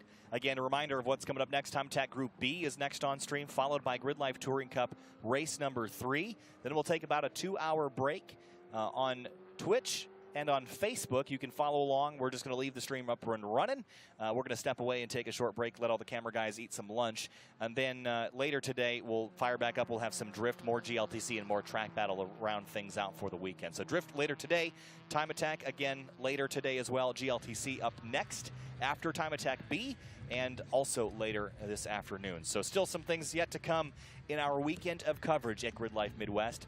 On grid.life, you can see the schedule for the rest of the year. 5 more streams this season, starting with Autobahn in about 2 weeks' time at Joliet, Illinois. And the Autobahn Country Club will be there for all 3 of our groups again, Track Battle, GLTC, and Drift. Then we'll be at Mid-Ohio Sports Car Course come July, followed by a trip to, where are we going after that? We got Mid-Ohio. We've got Lime Rock Park in there. That's the new Legends, the new Circuit Legends Festival event, which will be exciting. Oh, I can't wait for that one. That was our first time at Lime Rock Park. The first time ever to have drift cars ever. Drift cars have never been on Lime Rock Park. We get permission to drift them on the full course there, so that's going to be a lot of fun. I can't wait to see a drift car coming down the diving turn. That should be fun. So, drift car. Oh, the guy's on the. You see him in the back left there. You see him waving to the camera. Sees himself on the monitor. Yep. They're probably a little too close to see anything. That's those are true. big dots on those LED displays. There's Jason Kanakary in the 106. Anyway, going back to the schedule, we've got Autobahn streamed up. We've got Mid-Ohio streamed up. Then we've got our Lime Rock Circuit Legends event at the tail end of August. Then in September, we have GridLife Alpine Horizon Festival at Pikes Peak International Raceway in Colorado Springs. And then we'll finish off our live stream season at Heartland Park for the season finale. Going to be a great schedule and a couple of changes in terms of how points are applied and everything. So if you're going for the championship in GridLife Touring Cup anyway, you've got to be at that last race. So I think that that finale at Heartland Park. And what's exciting about that, Kyle, is you guys have never been there before, right? Heartland Park, we were there last year. We just didn't stream. Oh, you did. Yep. That's what it was. All right. But for a lot of people, that's going to be, it's an equidistant haul from pretty much any part of the country.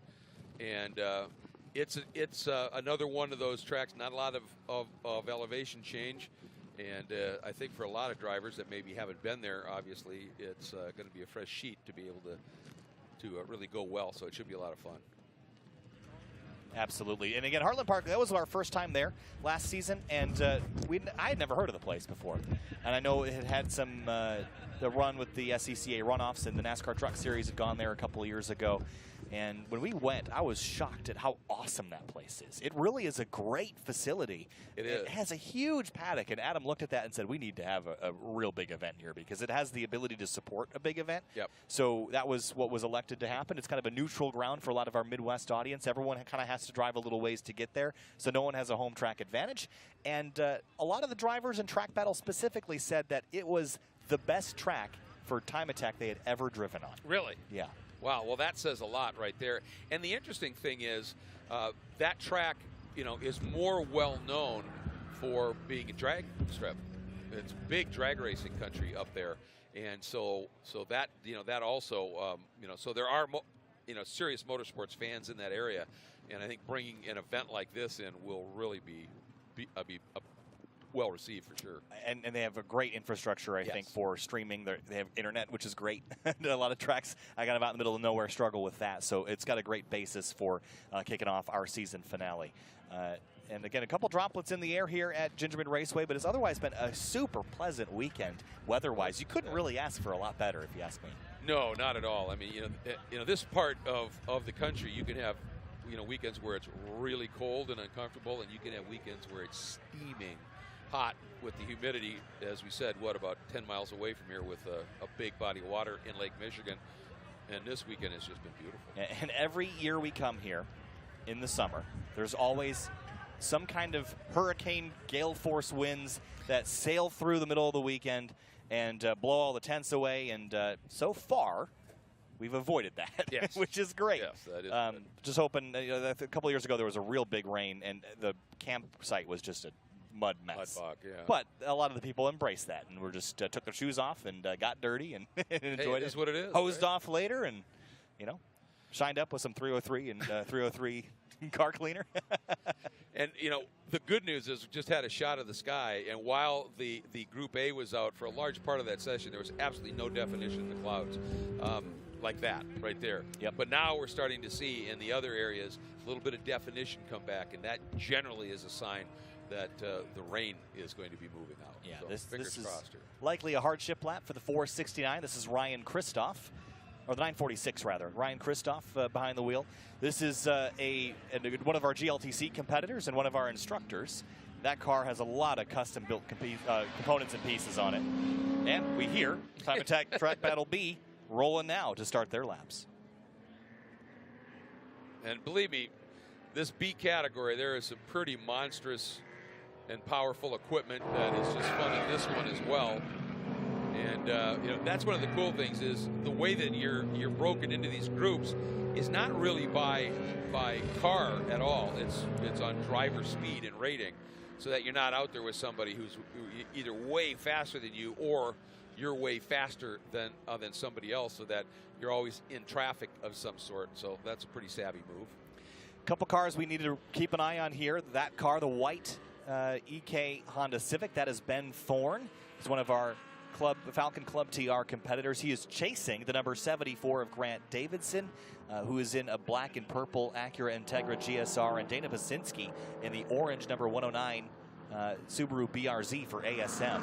Those are our Falcon Club TR competitors, and that's the pointy end of the grid in this session. So yeah, Peter Granberg in that mix too. Yeah, Peter Granberg. Third right now. Yes, Granberg is freshly swapped into a K-swap car. You mentioned, yeah, Peter Granberg is in that class, I forgot. So he is in P3. That's a freshly K-swapped car with the K-Power Industries K-swap kit for the BRZ, making about 216 wheel horsepower from what would have been about 170 stock. He has had that car turboed, he's had that car supercharged, he's gone through all sorts of different variations and settled on the K-swap kit. Well, and we talked about why, not just a little while ago, about you know, the reliability, the good power, the serviceability of it. That is a new Corvette. Yeah, the 34. And that car, is it Andy Vogel? Yes, Andy Vogel driving that car. This is a Street GT entry. The C8 Corvette, a lot of topic of conversation about this car when it came out, and how a lot of folks thought it didn't look great, and a lot of folks thought it looked great, and a lot of folks didn't like the engine moved behind the driver, and some people thought that that was the way to go. Do you have a strong opinion on this, Greg? Well, you know, to me a Corvette is front engine, big thumper. That, you know, that's just their other heritage. And, you know, you think about Porsche, you know, there were calls for years to, you know, why do you keep having that engine way behind, you know, behind the rear axle and the like? And Porsche just said, because that's how we build 911s, and that's how we'll always build them. Yes, for their racing platform, they did build a version that's a bit more mid-engine, and it was really because Corvette racing is one of the most popular racing teams.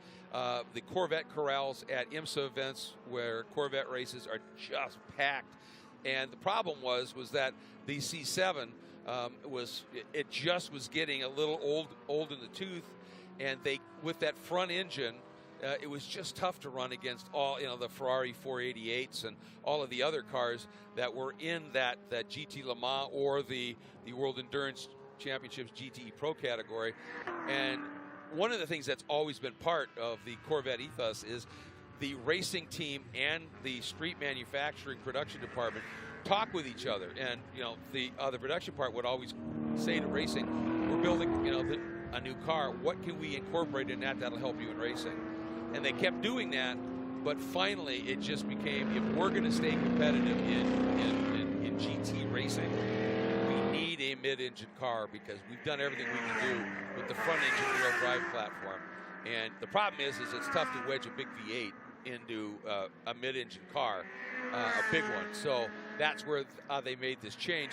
There are people that say the car doesn't, you know, there aren't a lot of the Corvette cues on it. You know, but when you've got that kind of a mid-engine platform, there's going to be some sharing of design, simply because that's what it's going to be. But I think there's enough Corvette in it that it remains reminiscent. Yeah, I think the point you brought up is that the Corvette was always about performance value. And I think they just reached the point where the performance limit was hit at that design. And to go further, they had to change the mid-engine platform. And I think, you know, the ZR1 is going to be an unbelievable step forward in Corvette performance, but they felt like they had done all the things in the sandbox and needed to build a different sandbox at that point. So I think you're right. Do I think it's the prettiest car on planet Earth? No, I love how the front looks. Not a huge fan of the rear. Me too. Yeah, exactly. I love this car though. Alex Arteat in the number 77 in his BMW M3. And one of the Street GT competitors, and across the line for Arteat at a 38.7 last time around. This time doesn't go any faster. Arteat's best time of the weekend is a 37.3. And whoa, big dust cloud ahead of Arteat. Someone's been through the dirt, and it's Andy Volkel. So Volkel has had a bit of an off. Yeah, kind of grinds to a halt there in Street GT. A little hot through turn 1. Easy to do. You know, turn 1 is deceptively quick. It is fast. When you first go through it, you inevitably go, "Boy, I could have carried more speed through there." But then you start to push that envelope, and it does fall away a little bit through it, and so suddenly you get in there, and then you realize, now I'm going to go. You know, that's too much. It is a tricky little corner.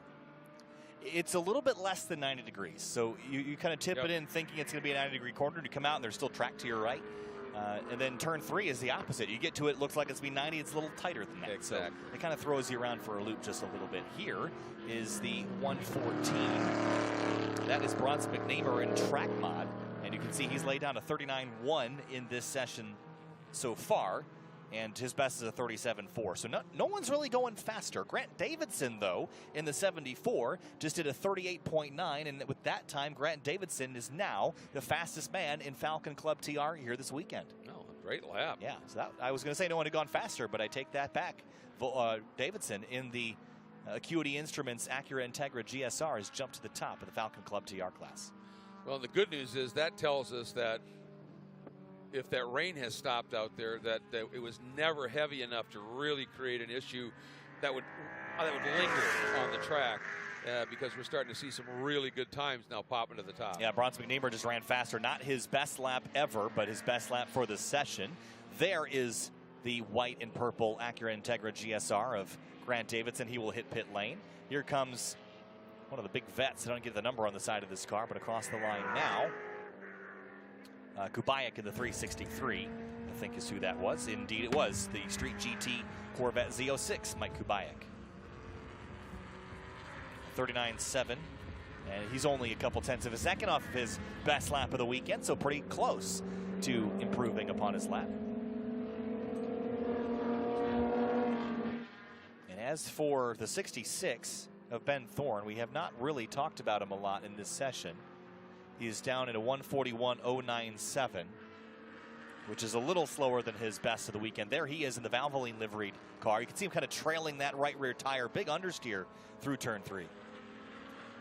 Yeah, and you know, sometimes obviously that's a front drive car which has that inherent understeer, and you've got to be able to get the car to rotate a little bit. And you know, once he gets that dialed in, I think, you know, he'll start to find some more time. Yeah, turn 3 is you know, and it's tricky because, as we said, you crest that rise, then it starts to fall away, and as a result, the car naturally gets a little light. And if you're in a front drive car, that's problematic, and you know, you have to get that nose pinned a little bit, and that's tough to do. Yeah, you can see. Looks like he's fighting it just a touch through turn 7 and 8, kind of fighting understeer and picking up the rear tires a bunch. And this is something they fought at the Alpine Horizon Festival a couple of years ago. They fought the rear end bouncing around a bunch, and there was a lot of changes they were making to try to get it to stop doing that. And it doesn't look like it's bouncing so much as it's just picking tires off the ground now. So there's a delicate balance in the suspension setup of this car that I'm not sure that they've totally nailed this weekend. But into turn 11, can he improve on a 141.097 in this stint, in this run? He needs to beat a 138.9 to go to the top of the board in Falcon Club TR. He will not jump into the top 10 as we look at Dana Basinski, second place in Club TR. Thorne did not pick up that lap. Yeah, it wasn't the tidiest of laps, but you know, he's working on it, that's for sure. And you know, if you run a really stiff platform in a front drive car, you pick up that inside wheel going through a turn. sometimes that's not the worst thing in the world, but there are times you want that. You know, you do lose, obviously, a little bit of grip if you've got one of those 4 very small contact patches up in the air. So that can be a little bit problematic. And the other thing we were talking about, how you get, you know, the weight on the nose to get it to pivot a little bit, is you brake and you would trail in a little bit. But, you know, the brake, what does that do? It slows you down. So if you really got a bad push, to null it out, you're going to have to brake more aggressively, and thus you may not be able to ever get that speed back. Here's Evan Wider in the 511, or the 531 rather, excuse me. This is the Acuity Instruments EG Civic that is also a Falcon Club TR competitor, currently down the order just a little bit behind Granberg at a 42.48 in this session. But Wider's previous best time was down the list. Has he made a lap yet this weekend? I have not seen him. 5:31, yes he has. A 1:43.58 is the best that he has run previously, so he's about 2 seconds off that in this session. We'll see if he can pick up. This car in a lot of ways looks really similar to Eric Cattill's GLTC car from last year. I know fundamentally they're fairly different, but they look, at least visually, pretty close to the same. Final corner for Evan on his flying lap. See if he can pick it up. Ben Thorne does a 1:40.4 in the 66. That's a big pickup for Thorne in lap time. It is. Now he's only 4/10 off his best lap. Yeah, the 5:31 went quicker as well, a 1:41.885 that time around. So Thorne now is only about 1.1 seconds off, and a little miscommunication there, it looked like. Yep. I think he thought he was going to have to get down underneath the car here. So, yeah, there's the point by now. So. Yeah, so for Thorne, it's still not faster than he has gone this weekend. And I think that could be a point of frustration in conditions that seem fairly optimal. Still missing some pace in that car in comparison to the rest of the Falcon Club TR competitors. Davidson and Basinski, though, they've been trading blows all weekend long. And now the gap is only 0.3 of a second between them. In terms of the overall fastest times, the gap between Basinski and Davidson incredibly close, 81 thousandths of a second. So they're pretty used to running right on top of each other in terms of time. Yeah, and these three, Thorne, Basinski, and Davidson, have been kind of running together in the last year. Now they've all been making improvements to their cars in the offseason and trying to find advantages and disadvantages. I know that recently Basinski here in this orange BRZ was playing around with the transmission that he's got in that car. He swapped out a transmission bushing from an OEM plastic one to a copper one, and that didn't work out so well. And he chewed up that bushing pretty quickly and swapped back to the original, the plastic piece. And that's a little counterintuitive that potentially the copper piece, the metal piece, wouldn't be as good as the plastic. But Basinski figured that out, and that's part of the development process on cars like this. Well, that's one of the things. As you take a car and you start modifying it and working on it, you start to find the car is only going to be as good as the old saying goes, as its weakest component, right? Because so as you start going faster and faster, you start finding, okay, where's the next weakest component? Then you fix that, you go faster, and another one will show up. And it just takes a while to go through that development process and find out, yep, we've got too much pressure flowing through these hoses for this kind of coupling. We got to make that change, and that's never ending. That's part of the development process, particularly in this type of situation with time attack, where you're heavily modifying a lot of these cars. I witnessed that when K-Pax Racing started. They built the Volvos for World Challenge, and I mean, it took a couple of years, but when they got it right, boom, those guys were wickedly quick. So that's just part of the game. And Danny Basinski, if you know him in the paddock, he's one of the best people to chat with. He's such a good guy, and always willing to chat with you and tell you what's up, even if he's under the car working on something. And that car affectionately called KD6 with the Honda K Series engine under the hood. Nice. So Time Attack Group B here, getting to the final minutes of this session. And a couple more cars making some laps. There's Basinski rounding turn number 7, or turn 3 rather. Next up on the schedule, again, we're going to take a short break after this session, and we're going to bring you GridLife Touring Cup action at around 2:50 if we're back on schedule, which is about a half an hour plus a couple from now. So don't go away once we step aside for a few minutes between sessions. But Group B and then we'll head into GLTC after that. After GLTC, we'll be taking a break for about 2 hours. If you're on YouTube, you'll have to come back later on the next broadcast. There's already one in the playlist. If you clicked the link from anywhere that led you here, click on the GridLife channel and click the next one for the update on when that launches. Twitch and Facebook will stay live the whole time, but we will step aside for that duration, about 2 hours until our 5 o'clock resumption of action. So at this point, we're through all the fast stuff, I think, in track battle time attack, and heading into the tail end of the session, just waiting for the checkers at this point.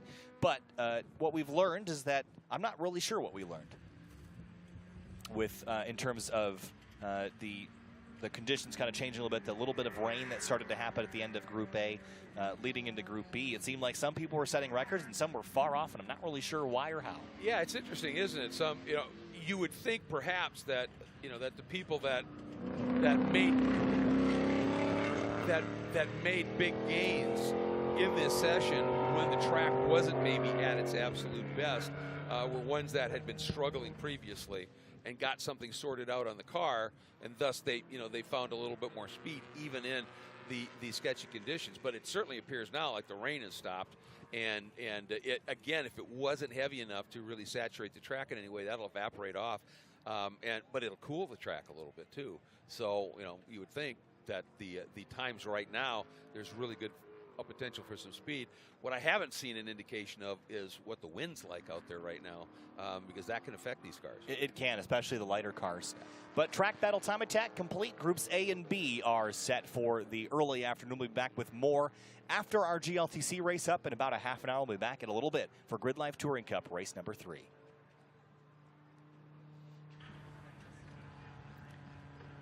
Coverage of GridLife Midwest is brought to you by FCP Euro. Every part you buy is guaranteed for life.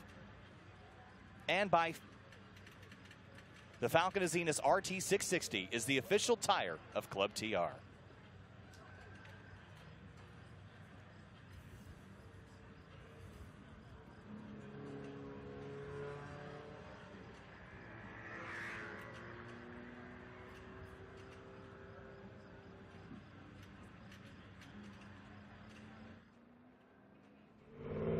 At 303, we're always chasing perfection.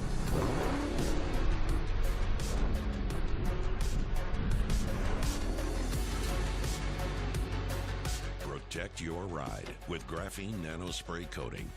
Now, boost protection, shine, and slickness with Graphene Detailer. Level up your detailing game. Harness the power of graphene with 303.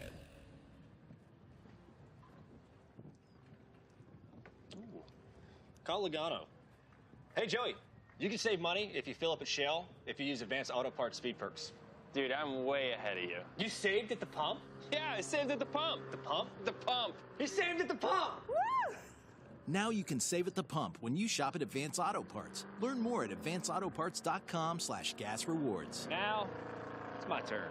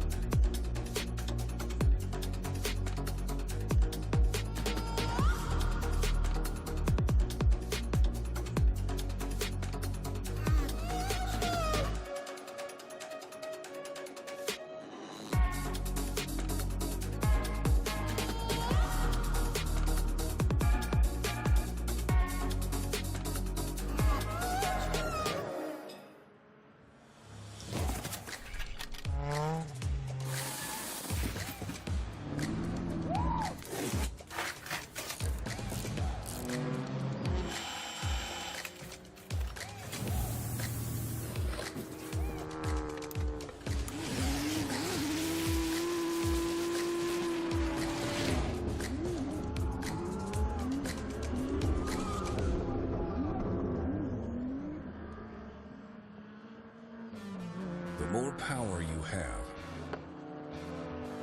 the more grip you have, the more you push the limits, the more stopping power you need. Get race-proven technology. Hawk Performance. performance.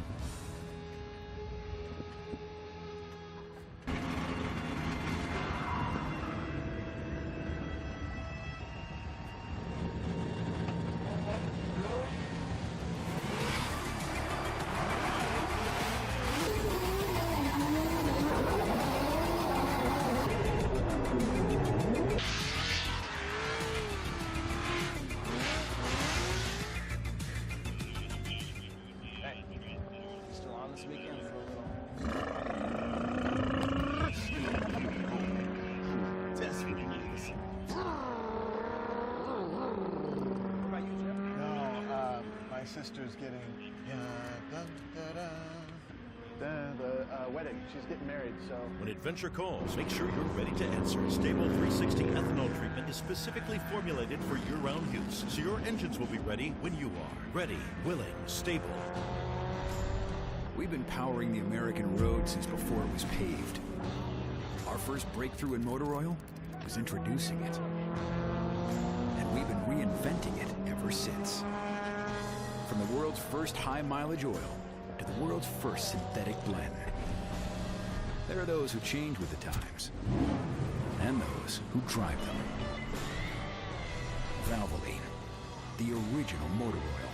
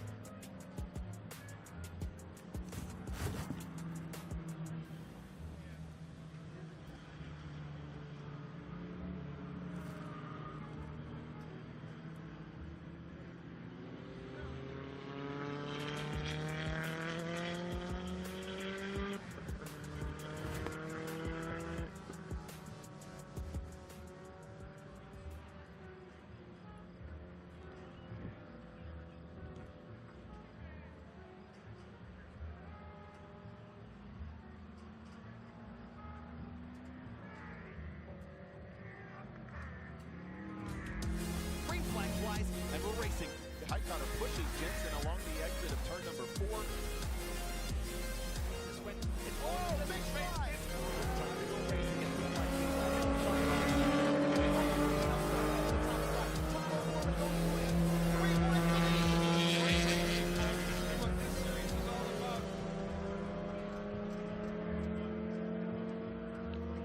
Each June, thousands of people head to Gingerman Raceway in South Haven, Michigan for the GRIDLIFE Midwest Festival.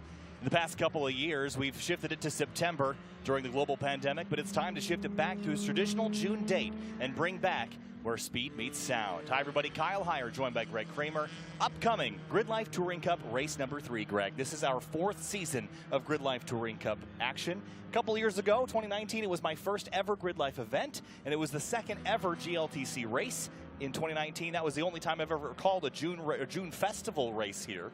But now we're back, and time for our 3rd race of the weekend after that exciting top 10 shootout this morning. And it was that. I mean, we really, we had a couple of nice surprises, some guys that really threw down some laps. Unfortunately, one of the drivers had a little bit of an issue mechanically, and it's going to start a little bit farther back. But it was a very compelling qualifying session, and it's just the top 10 that changes. Everybody else, based on how they finished in round 2 yesterday, from 11th on back, will start in race finish order, and we're looking forward to this being a good one. I was just out wandering around, checking out a couple of things, felt the occasional 1 or 2 drops. So there is still moisture in the air. It is not coming down much. Checked with a couple of the GRIDLIFE officials, and they said that previous rain during the track battle session, they said it was very, very light and didn't last that long. And they said right now the track is fast. And so that's going to be, good news. We have a track battle session out now. That's just wrapping up. That's going to polish this track, clean it up even more. I think we're going to have a really good racetrack for this 3rd race. And again, you mentioned the top 10 shootout. Reigning champ Jeremy Swenson will sit on the front row for that. We'll roll through the starting lineup when cars roll off for about 7 minutes from turning over the field from Group C time attack to GRIDLIFE Touring Cup. You'll see the tree in the center of the racetrack there. You see those hoops with all the pool noodles and stuff on them. Those are obstacles put up by the safety crew for the drone pilots here this weekend to go sail on through. And a couple of the drone pilots have already indulged in sailing on through there and having a good time. And again, thanks to the Gingerman safety crew. They do a great job keeping our track safe and clean for all the competition here this weekend. Let's have a look at our track map here, Greg. This is a 2.21-mile racetrack that was built back in 1995. It originally was a little bit shorter. They've extended it from 1.88 miles to 2.21 miles. And all the way down through turn number 1, it's kind of a short front straightaway. You head over a slight crest into that first corner, then into turn 2, very, very flat, and then into turn 3 where things really start to get wild and high speed. They do. Up into 3, right as you brake, it crests a little hill, and so you've got to be very, very delicate on your braking. Flat out through 4. 5 is a balancing act to set up and then rotate through 6, get on the throttle. It's an easy place for the back to step out. Up into 7, you've got to run way out at the exit of 7, really stay far left to line up correctly to flick through those S's, 8 and 9. And that long run from 8 through 9 up into 10 is another spot where you're absolutely on the edge of adhesion. And right as you tighten up a little bit through 9, it's an opportunity for that back end to step out. So you're really balancing things. Turn 10, really critical. Late apex, get the car rotated, get to power early. Longest straight is 10B down into 11, which is the best overtaking area on the track. It always makes me nervous when you got drivers on grid. These guys are so good at climbing in their cars in a minute or two.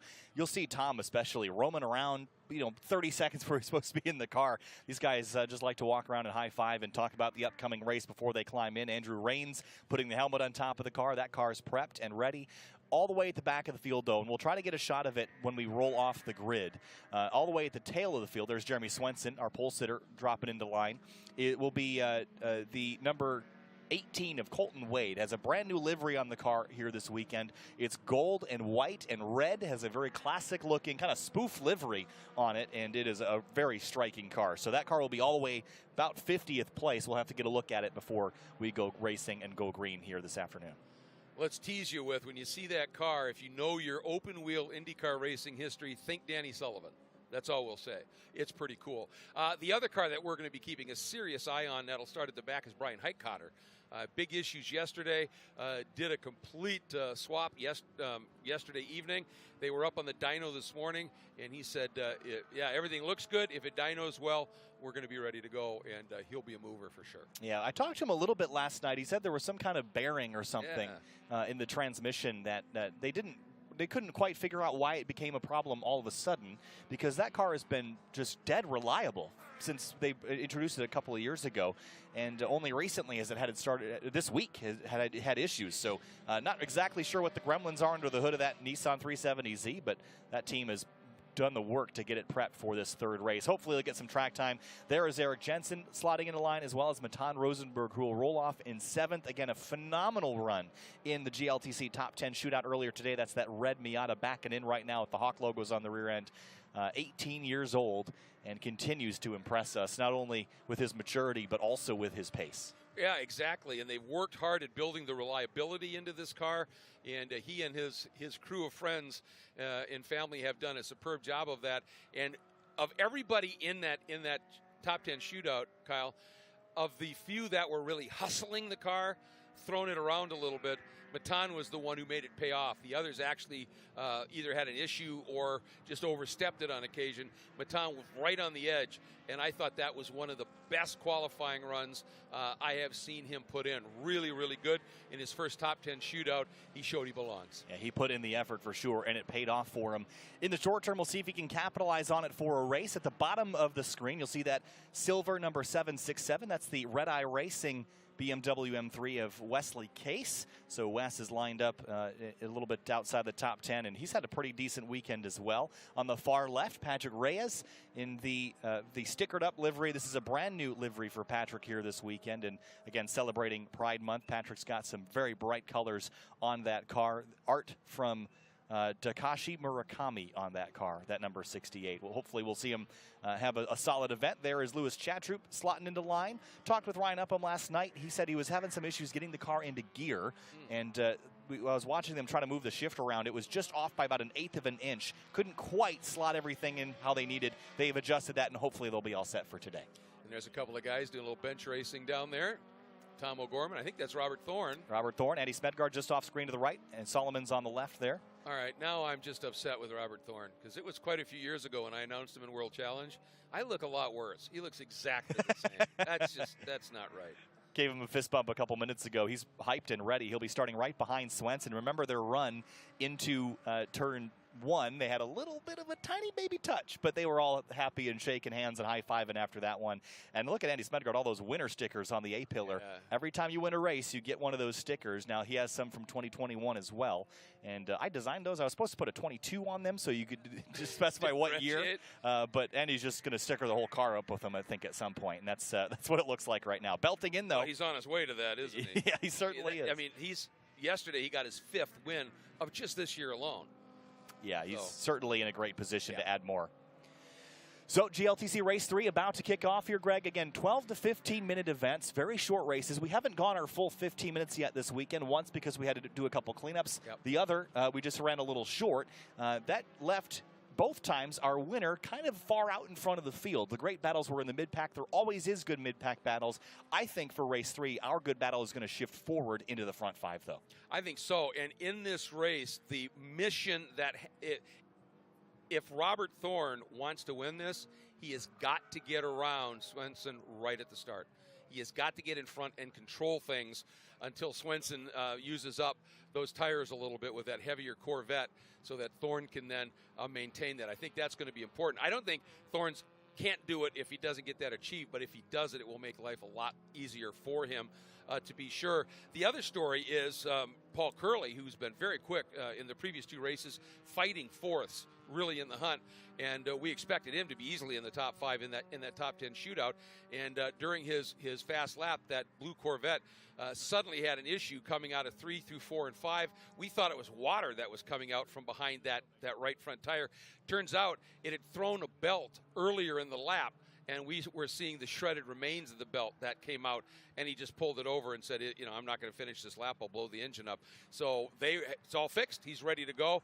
But you can be pretty sure from that 10th spot, he's going to be anxious to make some moves early. Yeah, and again, we know Paul Curley can drive very well defensively. He had Matt Waldbaum trailing him all of race 2. They high-fived and hugged after that one as well. That was a pretty fierce battle, too. So sometimes you worry that the result is not going to be high fives and hugs, but that's what we do here in Grid Life Touring Cup. We race fierce on the racetrack, and after at the end of the day, you're sharing a beer and talking about how awesome it was. Well, what this paddock has shown is you can race door-to-door as fierce as any paddock in the country at any level, but do it with respect. It challenges the notion that rubbing is racing, Greg, right? I mean, we hear that a lot. Rubbing is racing, you know, trade and paint. And there is some truth to a little bit of door contact in the heat of the moment being probably mildly acceptable, but that's not how you pass people. And we've sort of had a turnover in how grassroots racing is done in this series, and I'm just so proud of the drivers and the management, Adam Jabay, and his vision to clean up grassroots racing and make it sustainable long term, because as he mentioned in the drivers meeting, people get burned out of this because it gets expensive and body work is just not fun to do. So the more and more that the more races you can get through without doing body work, the better, and many of these cars have been here for 3 or 4 years. Well, think about it. We've got a 55-car field at a 2.21-mile track, and we've had just a couple incidents of some little door-to-door or just light touches. The official, I checked into it because I talked to Swenson last night, so I checked into it, and that little touch, the official thing on that was there was no contact. Right. And that was because the officials went to them and said, did you guys have a touch out there? And both he and Thorne said, nah, it was close, but we're fine. They had already talked about it. They said it, you know, it didn't do any damage at all, and they said that was just part of it. It was good close racing, and that's the kind of respect you love to have in this paddock, and that's why we have this level of racing here. And think about it. You know, it isn't an hour, 2 hour, 6 hour race where you could take your time and, you know, work some strategy and get up there. If you want to win in a 15-minute race, it's go time, and they're still doing it very, very cleanly. If you've never heard or never seen Grid Life Touring Cup, you're in for a treat. These races are very short sprint races, 12 to 15 minutes. The rule set is based on power to weight. So you'll see V8s share the racetrack with 4 cylinders, share it with inline 6s and V6s. They'll share it with minivans and pickup trucks and coupes and sedans. And it's the variety that makes this series what it is. Power to weight, modifiers for additional aero. So if you want to add aero or a wing and a splitter, okay. You just have to add a couple pounds of ballast now because that's an advantageous part to add. And it ends up creating a paddock full of cars that are wildly different from each other that all make the same lap time. Not in the same way, which is going to be a key that we're going to see with Robert Thorne and Jeremy Swenson here shortly, but they make roughly the same lap time, and the drivers just have to play to their car's strengths. Absolutely, and this is a track that puts, I think, more of a premium on handling than outright horsepower. Yeah, you've got the run from 10B into 11 and this little chute from 11 down into turn 1. Out of 10 and 11 with a nice launch of power isn't going to hurt you for sure. But if that spot's on the track where you're stronger than another car and the rest of it they'll probably get away from you. So that makes the defensive stature that we see here every once in a while is really creative, you know, because you've also got rules on, you know, you can't, you know, block. You get one move and it can't come in reaction to somebody chasing you and the like. And so you can defend, but you've got to be really creative in how you do it and put your car right where you think somebody else is going to go. So that just makes the racing really compelling too. And you guys use this term when you're announcing this series a lot, cork in a bottle. You get that one guy who's maybe run his tires off a little bit and doing everything he possibly can to keep, you know, people behind, and it goes from 2 cars behind him to 4 to 6. And what does that do? Phenomenal racing. Thousands of people have crowded along the banners here at Gingerman Raceway. Once a year, we just pack this place full from end to end. 2.5 miles of racetrack, and it feels like 8 miles of paddock space that we've jammed in here. It does. There is not a spare inch to park a car in this facility right now, and the campsite is full as well. And, you know, this track would be defined as a club track, right? Yes. I have never seen a club track this packed. ever. With certainly the paddock is full, but you look every available, look at that, of camping space, it is jammed, and that's part music festival, but also a huge part of the competition here and the variety of stuff. Look at that paddock. That's a great shot. It is. Look at the RTR truck there. We've got Falcon and Hyundai with trucks and activations. Valvoline is here with their influencers as well. But we got the showcase over by the pond over there. But just thousands of people all finding places to enjoy motorsport and music, and this is it. Paul Darling on the scooter heading out to the split zone. He's the man in the orange. He's going to be deciding which lane everyone starts in. The pole sitter has the right to choose. After that, the splitter is going to choose left or right. Again, everyone that is an odd number will be on the inside. Everyone on an even number will be on the outside. That will be driver's right, but Darling just going to take his scooter out on track. It's a little tough to split people on the pit lane because it narrows down on exit, so they're doing this on the racetrack here this weekend, and Paul is going to do this out here, then scooter back on pace lap number 2. All right. And Smedegard just in yesterday's second race chose the outside. Yes. Pole. And because if you still have your driver alongside you, your front row starter, if the second place car is still alongside you, you want that right side for turn number 2. It's a longer corner than turn 1. That's the advantageous place to be. So Paul Darling standing out there waiting for the cars to roll. And in just a moment, we'll bring you the full starting lineup here based on our top 10 shootout and our race 2 results. I'll bring you through the top 10. Greg, you'll take me through position number 30, and then I'll take care of the rest. How does that sound to you? Sounds like a plan.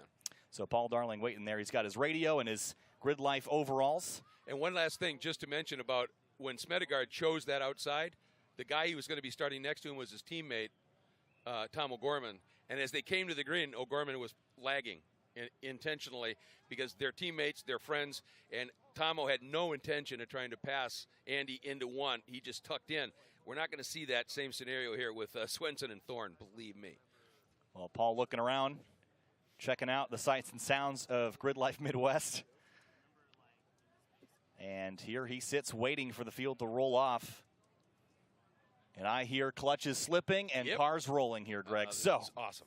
Let's kick things off. Our starting lineup for GRIDLIFE Touring Cup race number 3. On row number 1, in the number 30 for Viking Performance will be Jeremy Swenson, our reigning champion, alongside the number 180 from ASM and Shaky Dog, Robert Thorne.